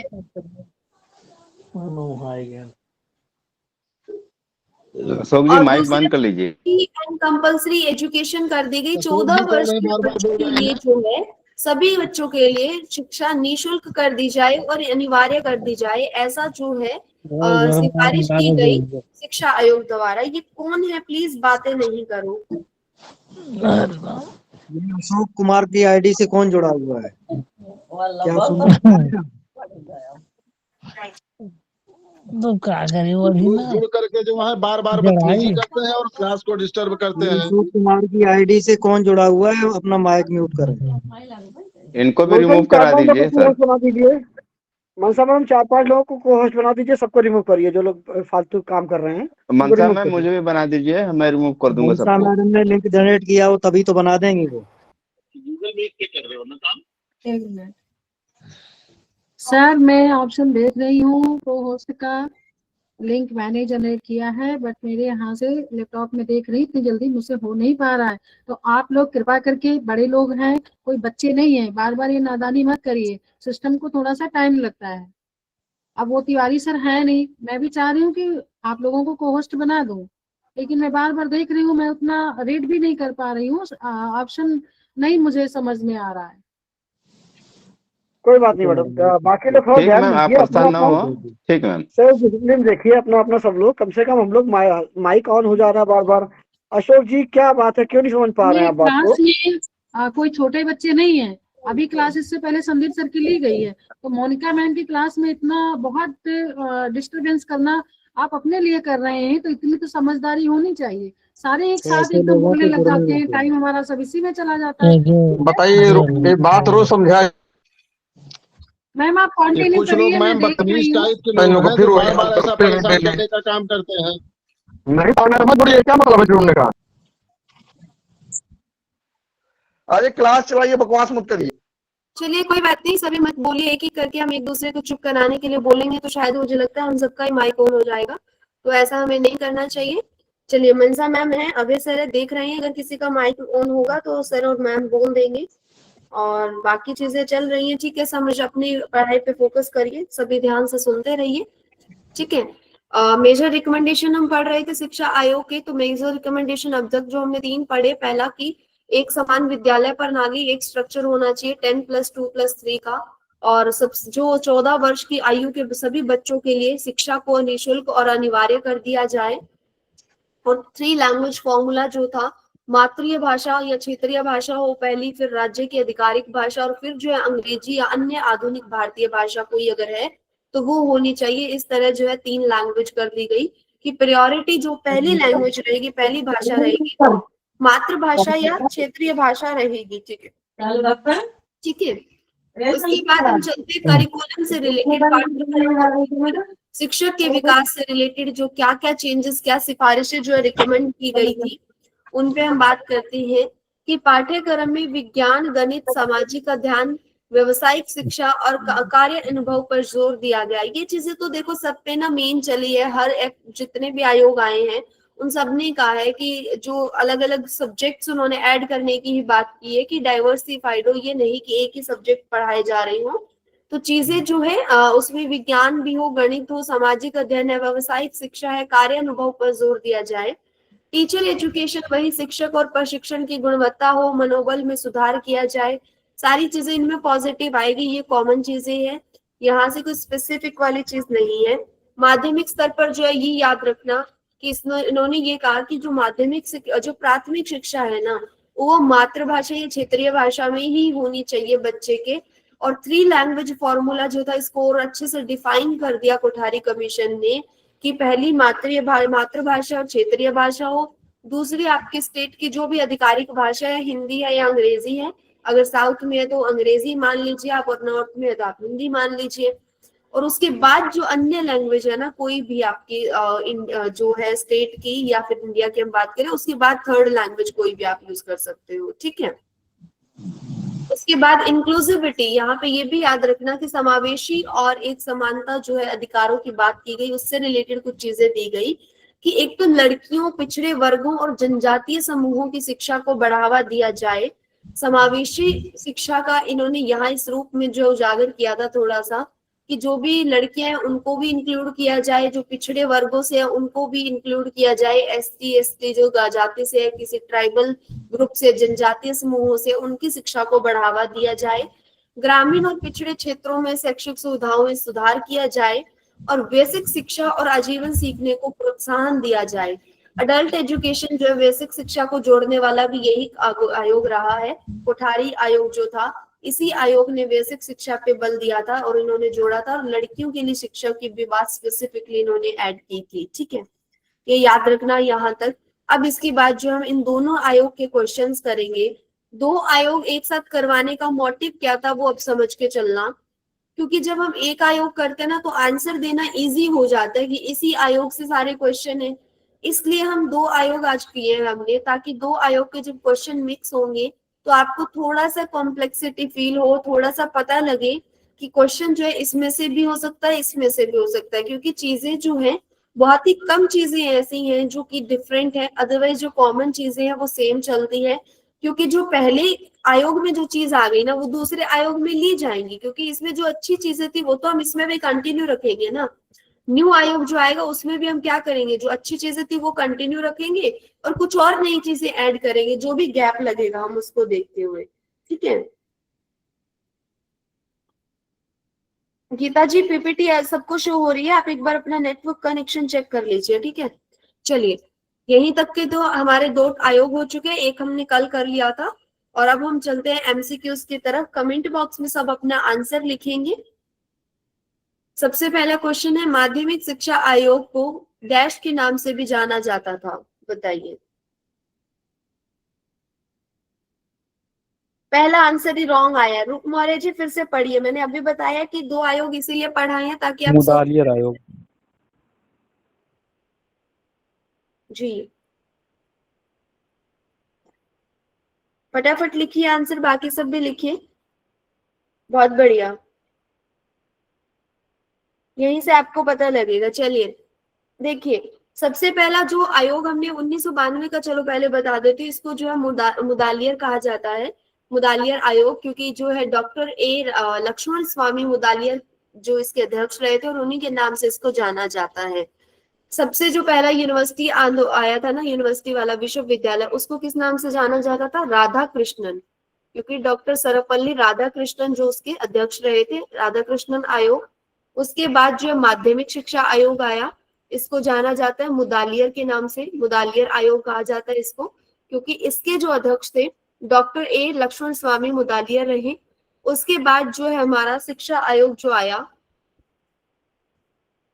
1964 वाला, जिसको दौलत सिंह कोठारी के नाम से जाना जाता है, जो दौलत सिंह कोठारी जिसके अध्यक्ष रहे थे और जिसके नाम पे इसको क्या कहा जाता है, कोठारी आयोग कहा जाता है, ये याद रखना। ठीक है, अब कंफ्यूजन नहीं होना चाहिए। जिनको अभी कंफ्यूजन हुआ था, किसी ने बी और किसी ने सी 2 दिए थे आंसर, मोस्ट ऑफ बी आया था लेकिन कुछ कुछ सी भी आंसर आया था। तो माध्यमिक शिक्षा आयोग जो है उसको मुदालियर कमीशन, मुदालियर आयोग के नाम से भी जाना जाता है। ठीक है, उसके बाद है क्वेश्चन नंबर 2, माध्यमिक शिक्षा आयोग का मुख्य उद्देश्य डैश का सुधार था। किस चीज का सुधार, किसमें सुधार का उद्देश्य था उनका? आशा तिवारी जी, आप एक बार नेटवर्क चेक कीजिए, पीपीटी शो हो रही है।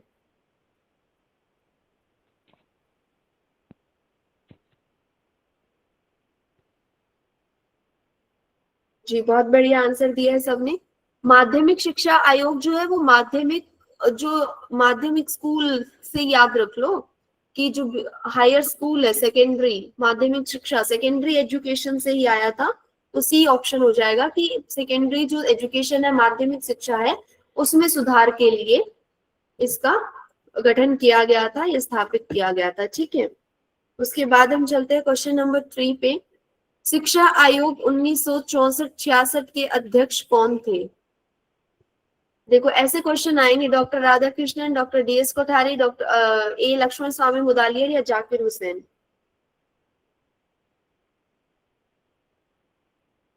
बहुत बढ़िया, वेरी गुड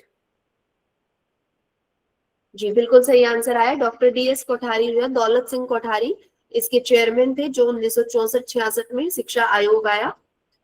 ठीक है, option B is correct answer. उसके साथ ही हम चलते हैं क्वेश्चन नंबर 4 पे। शिक्षा आयोग 1964-66 को प्रचलित रूप में क्या कहा जाता है, बताइए।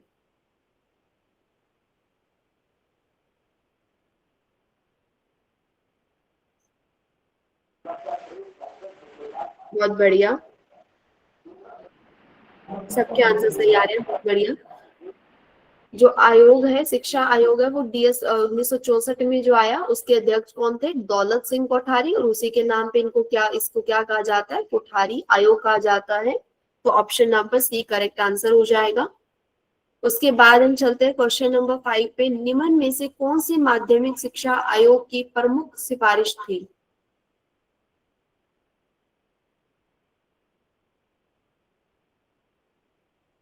क्वेश्चन पढ़िए, समझिए, फिर आंसर दीजिएगा। सेकेंडरी एजुकेशन कमीशन है, माध्यमिक शिक्षा आयोग की सिफारिश है। ए ऑप्शन जो दे रहे हैं सब गलत है, क्योंकि ये जो शिक्षा आयोग जी दिया था ये तो कोठारी कमीशन ने दिया था।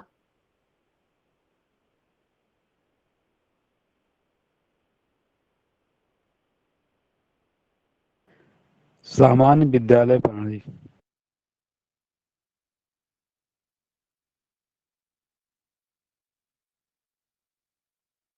देखिए, जो 10+2+3 सिस्टम आया था वो दिया किसने? वो कोठारी कमीशन ने दे दिया। और कोठारी कमीशन ने क्या कहा कि ये एक एजुकेशन सिस्टम है, एक स्कूल सिस्टम है, एक समान विद्यालय प्रणाली है और ऐसा ही सब स्कूलों में होना चाहिए। तो ये दोनों चीजें जो कॉमन किसमें हो गई? कोठारी कमीशन में हो गई।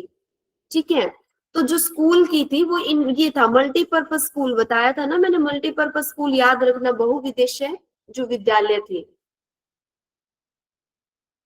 और रीना मिश्रा जी एक बार नेटवर्क चेक कर लीजिए, अगर फिर भी नहीं हो पा रहा है तो एक बार लेफ्ट करके फिर से रिज्वाइन कर लीजिए क्लास को।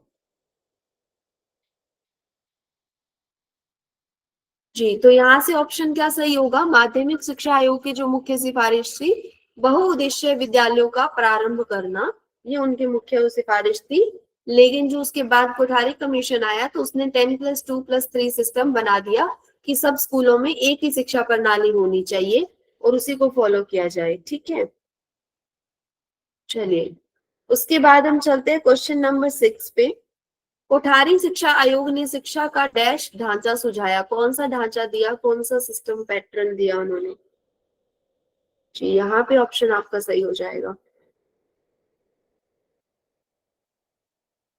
बिल्कुल बढ़िया, कोठारी कमीशन ने कौन सा दिया? 10+2+3 का। बहुत बढ़िया। आज थोड़ा सा क्वेश्चन जो आपको कॉम्प्लिकेटेड लग सकते हैं, क्योंकि कल जो है हमने एक ही आयोग किया था और उसी के क्वेश्चन थे, तो सबके जो क्वेश्चन थे बिल्कुल करेक्ट आ रहे थे। इसलिए मैंने आज 2 आयोग एक साथ करवाए ताकि थोड़ा सा हमें पता भी चले कि हमें, क्योंकि अब एक आयोग पढ़ेंगे उसके क्वेश्चन करेंगे, इजी लगेंगे, लेकिन पेपर में हमें ओवरऑल आएगा पेपर।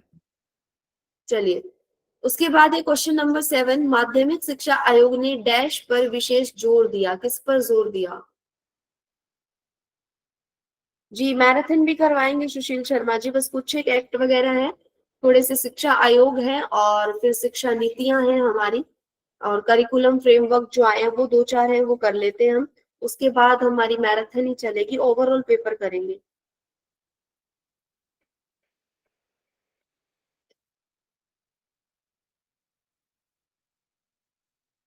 देखो यहाँ पे ना सारी चीजें पॉजिटिव है, नैतिक शिक्षा, व्यवसायिक शिक्षा, उच्च तकनीकी शिक्षा और मुक्त विद्यालय शिक्षा।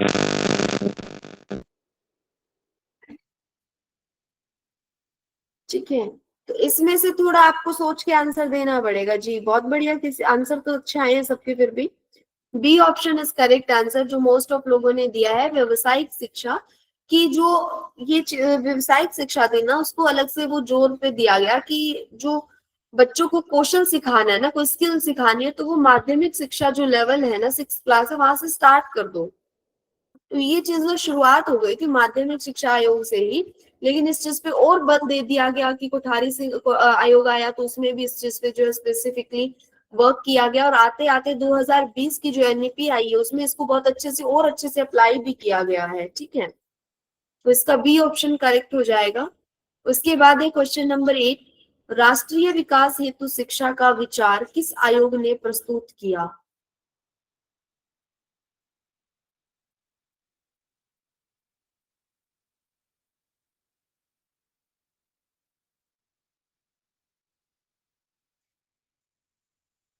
जी बहुत बढ़िया, मोस्ट ऑफ आंसर सही है, कुछ कुछ जो है आंसर की किसी को कंफ्यूजन है शायद। देखिए, राष्ट्रीय विकास हेतु शिक्षा जो हमारी कोठारी आयोग आया, उसने जो एक दी थी रिपोर्ट, उसका मैंने टाइटल बताया था। उसका टाइटल क्या था? राष्ट्रीय विकास से रिलेटेड ही तो था ना उसका, एजुकेशन एंड नेशनल डेवलपमेंट, शिक्षा और राष्ट्रीय विकास, जो उसका टाइटल ही वही था। तो राष्ट्रीय विकास हेतु शिक्षा हो गया वहीं से। तो उस विचार पर प्रस्तुत किसने किया था? कोठारी आयोग ने किया था, क्योंकि कोठारी आयोग ने जो रिपोर्ट प्रस्तुत की थी ना, उसका टाइटल ही इन्होंने यही रखा था, कि शिक्षा और राष्ट्र विकास। ठीक है, तो बी ऑप्शन जो है वो करेक्ट हो जाएगा। जिसने भी बी दिया उन सबका करेक्ट है। बाकी सब जिसने किसी ने दिया है अगर ए और सी, तो वो अपना आंसर जो है करेक्ट कर लें, दोबारा इसमें गलती ना करें। उसके बाद हम चलते हैं क्वेश्चन नंबर 9 पे। सामान्य विद्यालय प्रणाली की अनुशंसा किस आयोग ने की थी? सामान्य का मतलब है कॉमन, एक जैसा। कॉमन इंग्लिश में अगर हम समझेंगे, सामान्य यानी कॉमन, यानी एक जैसा स्कूल सिस्टम होना चाहिए सबके लिए। जी, अच्छा एक चीज और बता देती हूँ, बी आंसर है, वेरी गुड, सबका आंसर करेक्ट है। एक जैसे स्कूल या समान स्कूल प्रणाली का ना मतलब विद्यालय का ये नहीं है कि रूल सबके लिए एक हो। उन्होंने सिर्फ ढांचा दिया है कि 10th क्लास तक होगा बच्चा, फिर +2 +1 +2 करेगा, उसके बाद 3 साल की डिग्री करेगा। पर ये जो हम इसमें पढ़ते हैं ना, विशेष शिक्षा में या समावेशी शिक्षा में, कि स्कूल जो सबके लिए एडजस्टेबल होना चाहिए, वो चीजें यहाँ भी है। वो करिकुलम में एडजस्ट किया गया है, चीजों में एडजस्ट किया गया है, लेकिन स्कूल प्रणाली अब भी वो चीज है कि स्कूल प्रणाली सेम है सबके लिए। ठीक है, तो ये जो है कोठारी कमीशन ने कहा था। उसके बाद है क्वेश्चन नंबर 10। माध्यमिक शिक्षा आयोग ने डैश के सुधार पर जोर दिया। किसके सुधार पे जोर दिया था?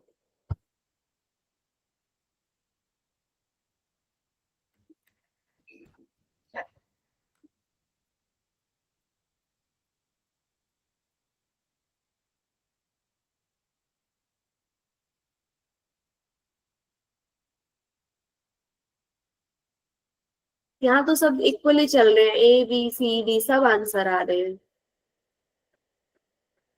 देखो, यूनिवर्सिटी की तो बात नहीं की थी, बी वाले तो गलत है ही, क्योंकि माध्यमिक शिक्षा है ये। स्कूल की बात की होगी, प्राइमरी की भी नहीं की होगी, क्योंकि प्राइमरी माध्यमिक शिक्षा आयोग है। सोच के आंसर दीजिए, थोड़ा दिमाग दौड़ाइए कि माध्यमिक शिक्षा आयोग है ना, सेकेंडरी एजुकेशन है ये। तो देखो, यूनिवर्सिटी की तो बात नहीं की होगी, क्योंकि यूनिवर्सिटी तक तो जाएगा ही क्यों, जिसका काम ही नहीं है। हाई ऊंची तकनीकी संस्थान, तो उच्च तकनीकी संस्थान तो आफ्टर +2 होंगे ना।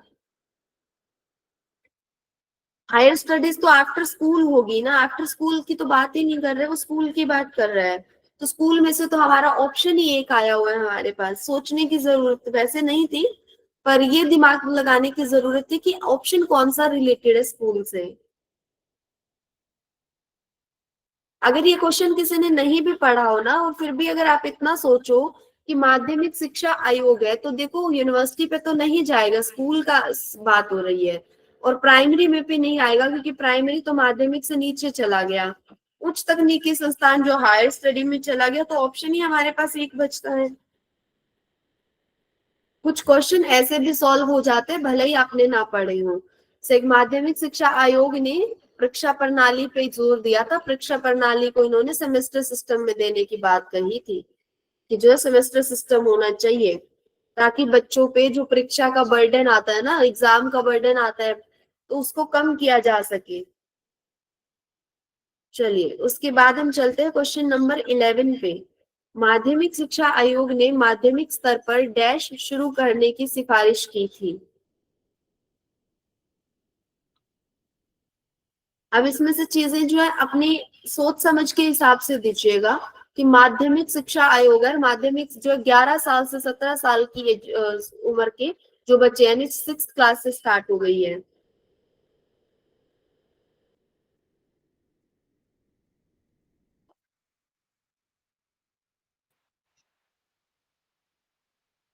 इसमें जो है थोड़ा सा ना ऑप्शन गलत आ रहा है। नहीं, मोस्ट ऑफ लोगों का गलत है। देखिए, चीजें ठीक है, सब चीजें ओके हैं, और सारी जो है पॉजिटिव है। सामाजिक रूप से उपयोगी उत्पादक कार्य हो, कार्य अनुभव दिया जाए, नैतिक विज्ञान दिया जाए, और मुक्त विद्यालय शिक्षा होनी चाहिए। ओपनिंग स्कूलिंग की तो बात नहीं हुई है। चलिए ठीक है, तो यहाँ से मेन जो है कार्य अनुभव, क्योंकि वोकेशनल एजुकेशन को ऐड कर दिया था ना हमने। वोकेशनल एजुकेशन किस पे बल देती है? कौशल पर। व्यवहारिक शिक्षा तो काम करने से आएगी ना, काम को, स्किल को करेंगे, उसको सीखेंगे, तब आएगी। तो उस चीज को इसमें जो है बहुत अच्छे से वर्क एक्सपीरियंस, कार्य अनुभव देना, कि कोई कौशल में बच्चों को निपुण बनाना, उस पे वर्क फोकस करता है।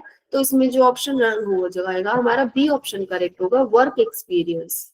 ठीक है, बी ऑप्शन होगा। देखिए आपका आंसर ए और वो भी सही है, क्योंकि सामाजिक रूप से उपयोगी उत्पादक कार्य है वो भी होना चाहिए कि सोशली यूजफुल प्रोडक्टिव वर्क सिखाया जाए, ये ठीक है। लेकिन ऐसे स्पेसिफिक टर्म दे दी, ये तो ये टर्म नहीं है, पर क्योंकि हमारे पास तो वोकेशनल एजुकेशन की बात की गई है, तो वोकेशनल एजुकेशन में तो कोई स्किल पे काम किया जाता है, और स्किल पे जब काम किया जाएगा तो वो वर्क एक्सपीरियंस होगा कि किसी एक स्किल में उसको एक्सपीरियंस दिया जाए बच्चों को। ठीक है, आगे है नेक्स्ट क्वेश्चन 12। कोठारी आयोग ने शिक्षा में डैश की अवधारणा पे जोर दिया, बताइए किस अवधारणा पर।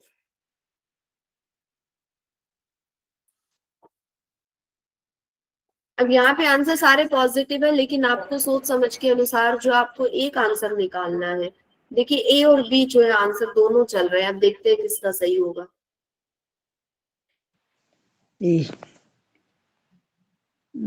राइट जो म्यूट ही रखिए सर, प्लीज कमेंट में ही लिखिए आप।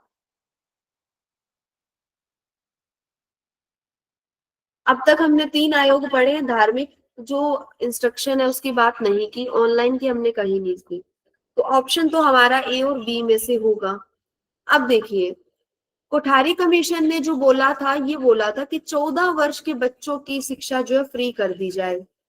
तो 14 वर्ष का कौन सा बच्चा जो उच्च शिक्षा में चला जाता है, ये बताइए मुझे पहले, जो बी आंसर कर रहे हैं। 14 वर्ष के बच्चों की फ्री शिक्षा की बात की थी ना, कि निःशुल्क शिक्षा दी जाए। उच्च शिक्षा तो नहीं था, फ्री निःशुल्क शिक्षा थी मानते हैं, लेकिन उच्च शिक्षा की बात नहीं थी। तो हमारा ऑप्शन ए करेक्ट होगा। ठीक है, राष्ट्रीय विकास। आपके पेपर में जो क्वेश्चन गलत होंगे, यहाँ से ऐसे क्वेश्चन गलत होंगे कि आपने देखा निःशुल्क शिक्षा, हाँ इसकी बात की गई थी, राष्ट्रीय विकास तो बाद में आएगा। जबकि जो कोठारी कमीशन है उसका टाइटल ही यही था कि शिक्षा और राष्ट्र विकास जो है। ठीक है, तो ऑप्शन ए करेक्ट हो जाएगा हमारा। उसके बाद है क्वेश्चन नंबर 13। माध्यमिक शिक्षा आयोग ने डैश के पुनर्गठन की सिफारिश की थी, किसके पुनर्गठन की।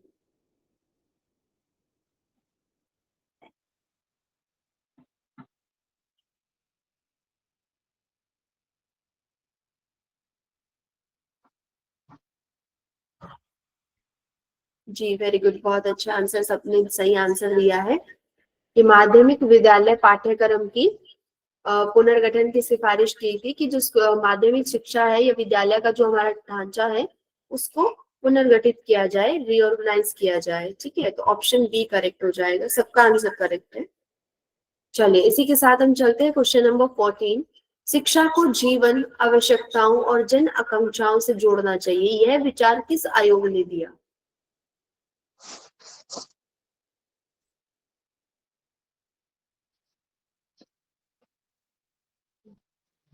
बंद हो गए, बराबर बंद हो गए।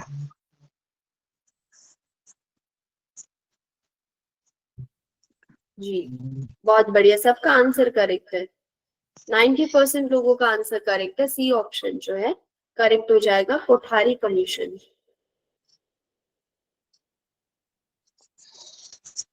अरे ये बी वाले कैसे आ रहे हैं, मुदालियर। अरे मुदालियर, देखो एक चीज समझा देती हूँ, थोड़ा सा ना ये सोच के चलिए। मुदालियर कमीशन में ना माध्यमिक शिक्षा आयोग था, तो जहाँ पे माध्यमिक शिक्षा पर्टिकुलर स्कूल की बात होगी ना, स्कूल एज की, वहां पे आप उसको कनेक्ट कर सकते हो। लेकिन कोठारी कमीशन एक बड़ा आयोग था जिसने की स्कूली शिक्षा से लेकर यूनिवर्सिटी कॉलेज तक की शिक्षा को इंक्लूड किया था, पूरी सब वो एक मतलब कि जहां से शिक्षा शुरू होती है ना स्कूल की एज से, वहां से लेके कॉलेज तक सारी शिक्षाओं को इसने यूज ऐड कर लिया था, हर लेवल को। तो शिक्षा को जीवन आवश्यकताओं और जन आकांक्षाओं से जोड़ना चाहिए, तो ये विचार जो था कोठारी आयोग का था। ठीक है, एक है ना यहाँ पे वर्धा आयोग भी दिया गया। वर्धा आयोग जो है जी आजादी से पहले का 1937 में आया था, ये भी शिक्षा आयोग ही था एक तरह से, वर्धा आयोग। इसमें भी कुछ एजुकेशन से रिलेटेड ही चीजें थी, लेकिन ये इतना हमारे में नहीं पूछेगा, क्योंकि हमारे स्वतंत्रता के बाद का स्पेशल एजुकेशन से रिलेटेड या एजुकेशन से रिलेटेड जो आते हैं मेनली यही आते हैं। तो वर्धा कमीशन एक बार ये याद कर लेना 1937 में आया था, बाय चांस अगर पूछ रहे कहीं। ठीक है, उसके बाद चलते क्वेश्चन नंबर 15। किस आयोग ने विद्यालयों में बेहतर परामर्श और मार्गदर्शन सेवाएं उपलब्ध कराने की अनुशंसा की थी? अब देखो, बेहतर जो परामर्श और मार्गदर्शन सेवाएं वो ज्यादातर किस और विद्यालयों में पूछा गया, तो यहाँ पे आप सोच के आंसर दे सकते हो कि कौन सा सही होना चाहिए। भगवान, यहाँ पे भी बी आंसर दे रहे, मैं पॉइंट आउट कर रही हूँ विद्यालयों में, विद्यालयों में।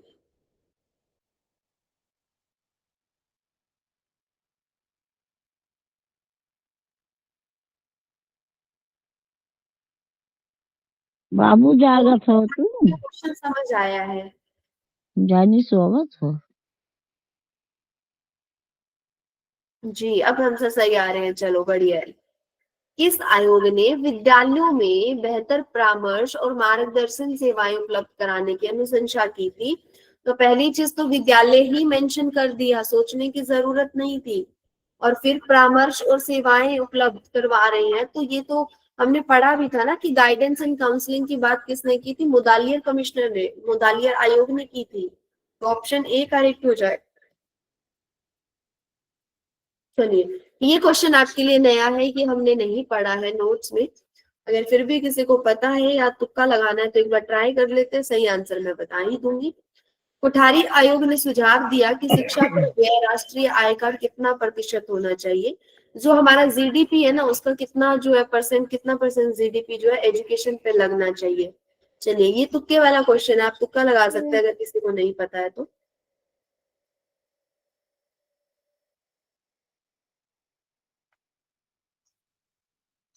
चलिए, हमारे पास पोल का आंसर तो नहीं है, अदरवाइज हम पोल करते हो देखते कि कितने परसेंट लोग क्या आंसर दे रहे हैं।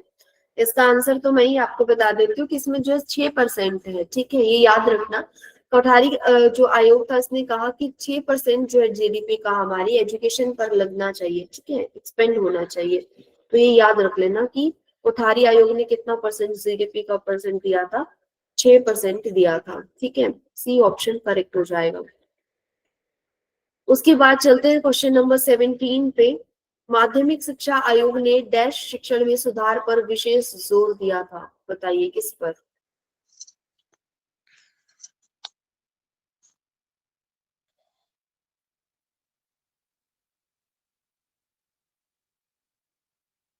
देखो, बाकी शिक्षाएं जो पुरानी है सब ठीक है, एक नई शिक्षा जो है, एक नया तकनीकी लाइन जो है वो चूज करना है हमें।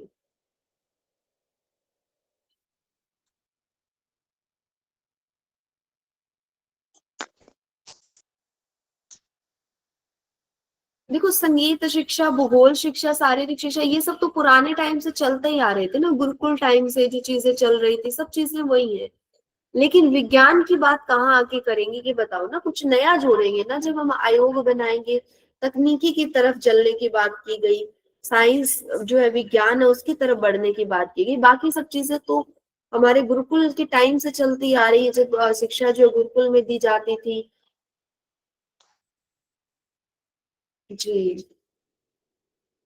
तो हमारा ए ऑप्शन सही हो जाएगा कि माध्यमिक शिक्षा आयोग ने साइंस जो है विज्ञान शिक्षण पर जोर दिया, ये याद रखना। ठीक है,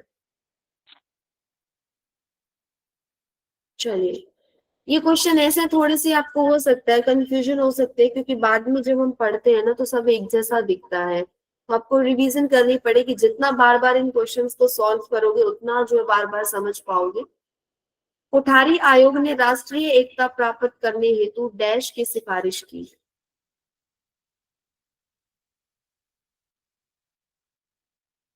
बहुत बढ़िया, ये क्वेश्चन तो किसी का गलत होना भी नहीं चाहिए। अरे भाई, जो ए आंसर लिख रहे हैं अभी भी, जो एक दो है बीच में, ये बता दो। कोठारी आयोग ने शिक्षा प्राप्त करने हेतु एक जैसे यूनिवर्सिटी का तो नहीं दिया था, यूनिवर्सिटी का कहाँ दिया उन्होंने? यूनिवर्सिटी का कुछ स्ट्रक्चर दे भी कैसे सकता है बताओ?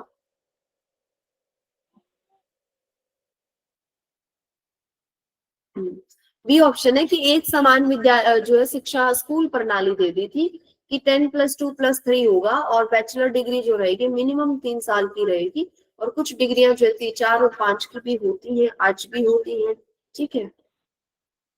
उसके बाद जो है क्वेश्चन नंबर 19 पे चलते हैं। माध्यमिक शिक्षा आयोग ने परीक्षाओं का बोझ कम करने के लिए डैश की सिफारिश की। ये अभी भी मैंने करवाया भी था, चलिए बताइए।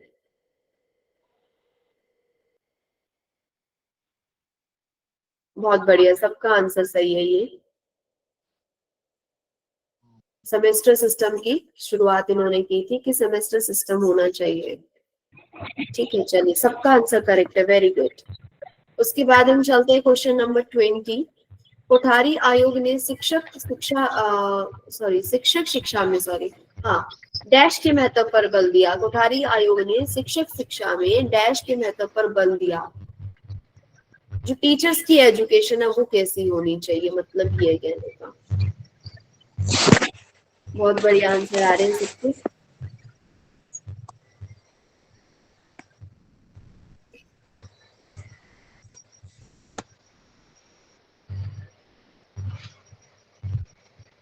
जी बहुत बढ़िया। सामाजिक और राष्ट्रीय दायित्व होना चाहिए कि टीचर्स में ना एक तो सोशल रिस्पॉन्सिबिलिटी हो कि टीचर बन रहे हैं ना, तो ये नहीं कि पैसे कमाने के लिए बन रहे हैं या कोई जॉब पाने के लिए बन रहे हैं। थोड़ी सी ना ये भी धारणा होनी चाहिए हमारे अंदर, ऐसी रिस्पॉन्सिबिलिटी हो, हम अपना कर्तव्य माने, इसको अपना फर्ज समझे कि हम शिक्षक हैं और कोई हम पे बहुत भरोसा करके हमारे पास पढ़ने के लिए आ रहा है, तो हमें उनको ज्ञान देना, सही रास्ता देना और उनका जो है एक विकास करना हमारी जिम्मेदारी है, दायित्व, एक ड्यूटी है हमारी। इस तरह की भावना जो है उनमें डाली जाए टीचर्स में, तब जो है एक्चुअल टीचर्स जो होंगे, अच्छे टीचर, अच्छे शिक्षक जो है बन पाएंगे, ठीक है। उसके बाद है क्वेश्चन नंबर 21। माध्यमिक शिक्षा आयोग की कौन सी सिफारिश छात्रों में नेतृत्व गुण विकसित करने के उद्देश्य को दर्शाती है? अच्छा, ये चीजें ना हमने पढ़ी नहीं थी, लेकिन है ना एक चीज चलिए कर लेते हैं एक बार। हाँ, ऑप्शन सही है, वेरी गुड, ए ऑप्शन आ रहा है सबका। तो ऑप्शन यही है कि इंक्लूजन ऑफ एनसीसी और स्काउट्स। एनसीसी और स्काउट्स को ना शामिल करने की बात की थी, सेकेंडरी एजुकेशन ने की थी, ऐड कर लेना, लेकिन इस चीज पे ना ज्यादा डिटेल्ड नहीं बोला गया था। इनकी सिर्फ नाम थोड़ा सा दे दिया गया था और इस चीज को इलेबोरेट बाद में किया गया कोठारी कमीशन में, ठीक है। इन चीजों को, इन टर्म्स को थोड़ा सा इंट्रोड्यूस कर दिया गया कि इस तरह की चीजें हो, लेकिन इन पे जो डिटेल की बात की गई है वो कोठारी कमीशन ने की है बाद में, ठीक है। उसके बाद जो है हमारे कितने क्वेश्चन है एक बार देख लेते हैं। चलो चलते हैं क्वेश्चन नंबर 25 तक तो कर लेते हैं, आई गेस। पता नहीं कितने हैं, आज मुझे ध्यान भी नहीं है कितने क्वेश्चन है इसमें। कोठारी आयोग की सिफारिशों को किस दार्शनिक सिद्धांत ने प्रमुख रूप से प्रभावित किया है?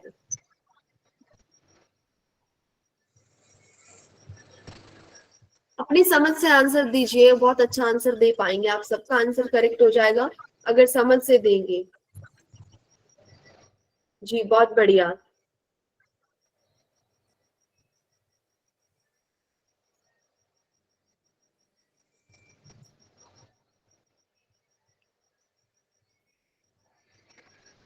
बहुत अच्छा।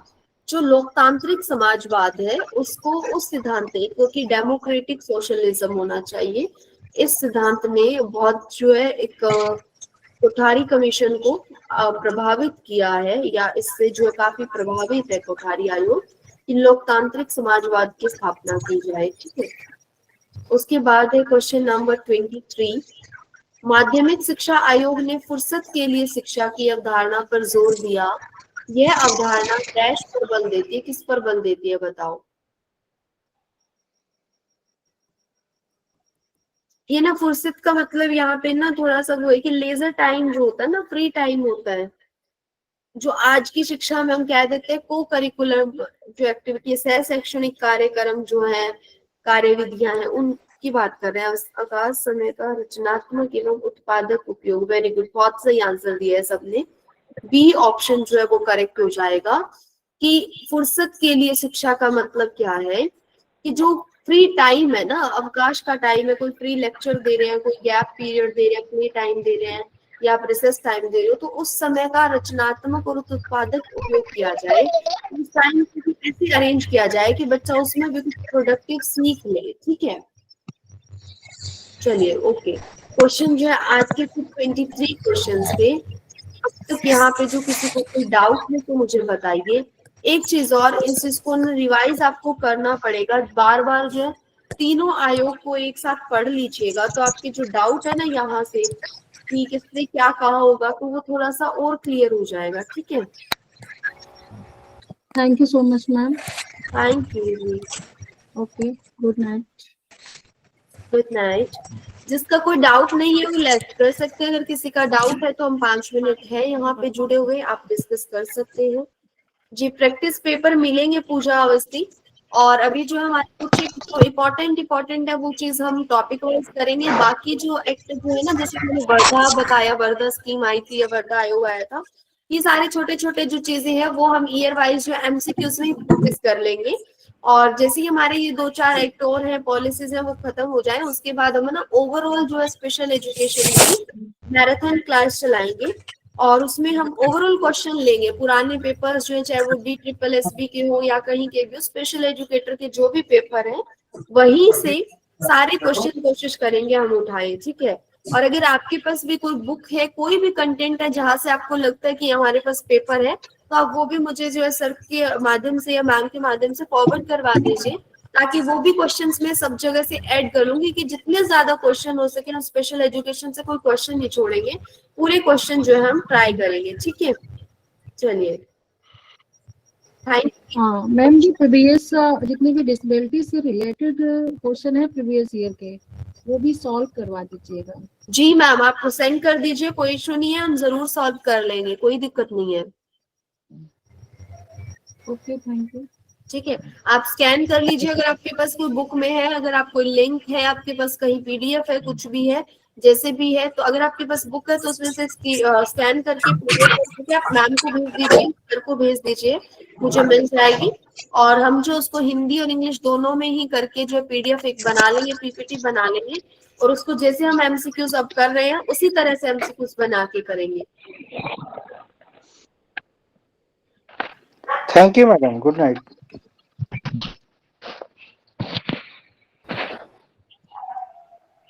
चलो सभी लोग लीव कर लीजिए। बहुत बहुत धन्यवाद इतने सोच के साथ में क्लास लेने के लिए।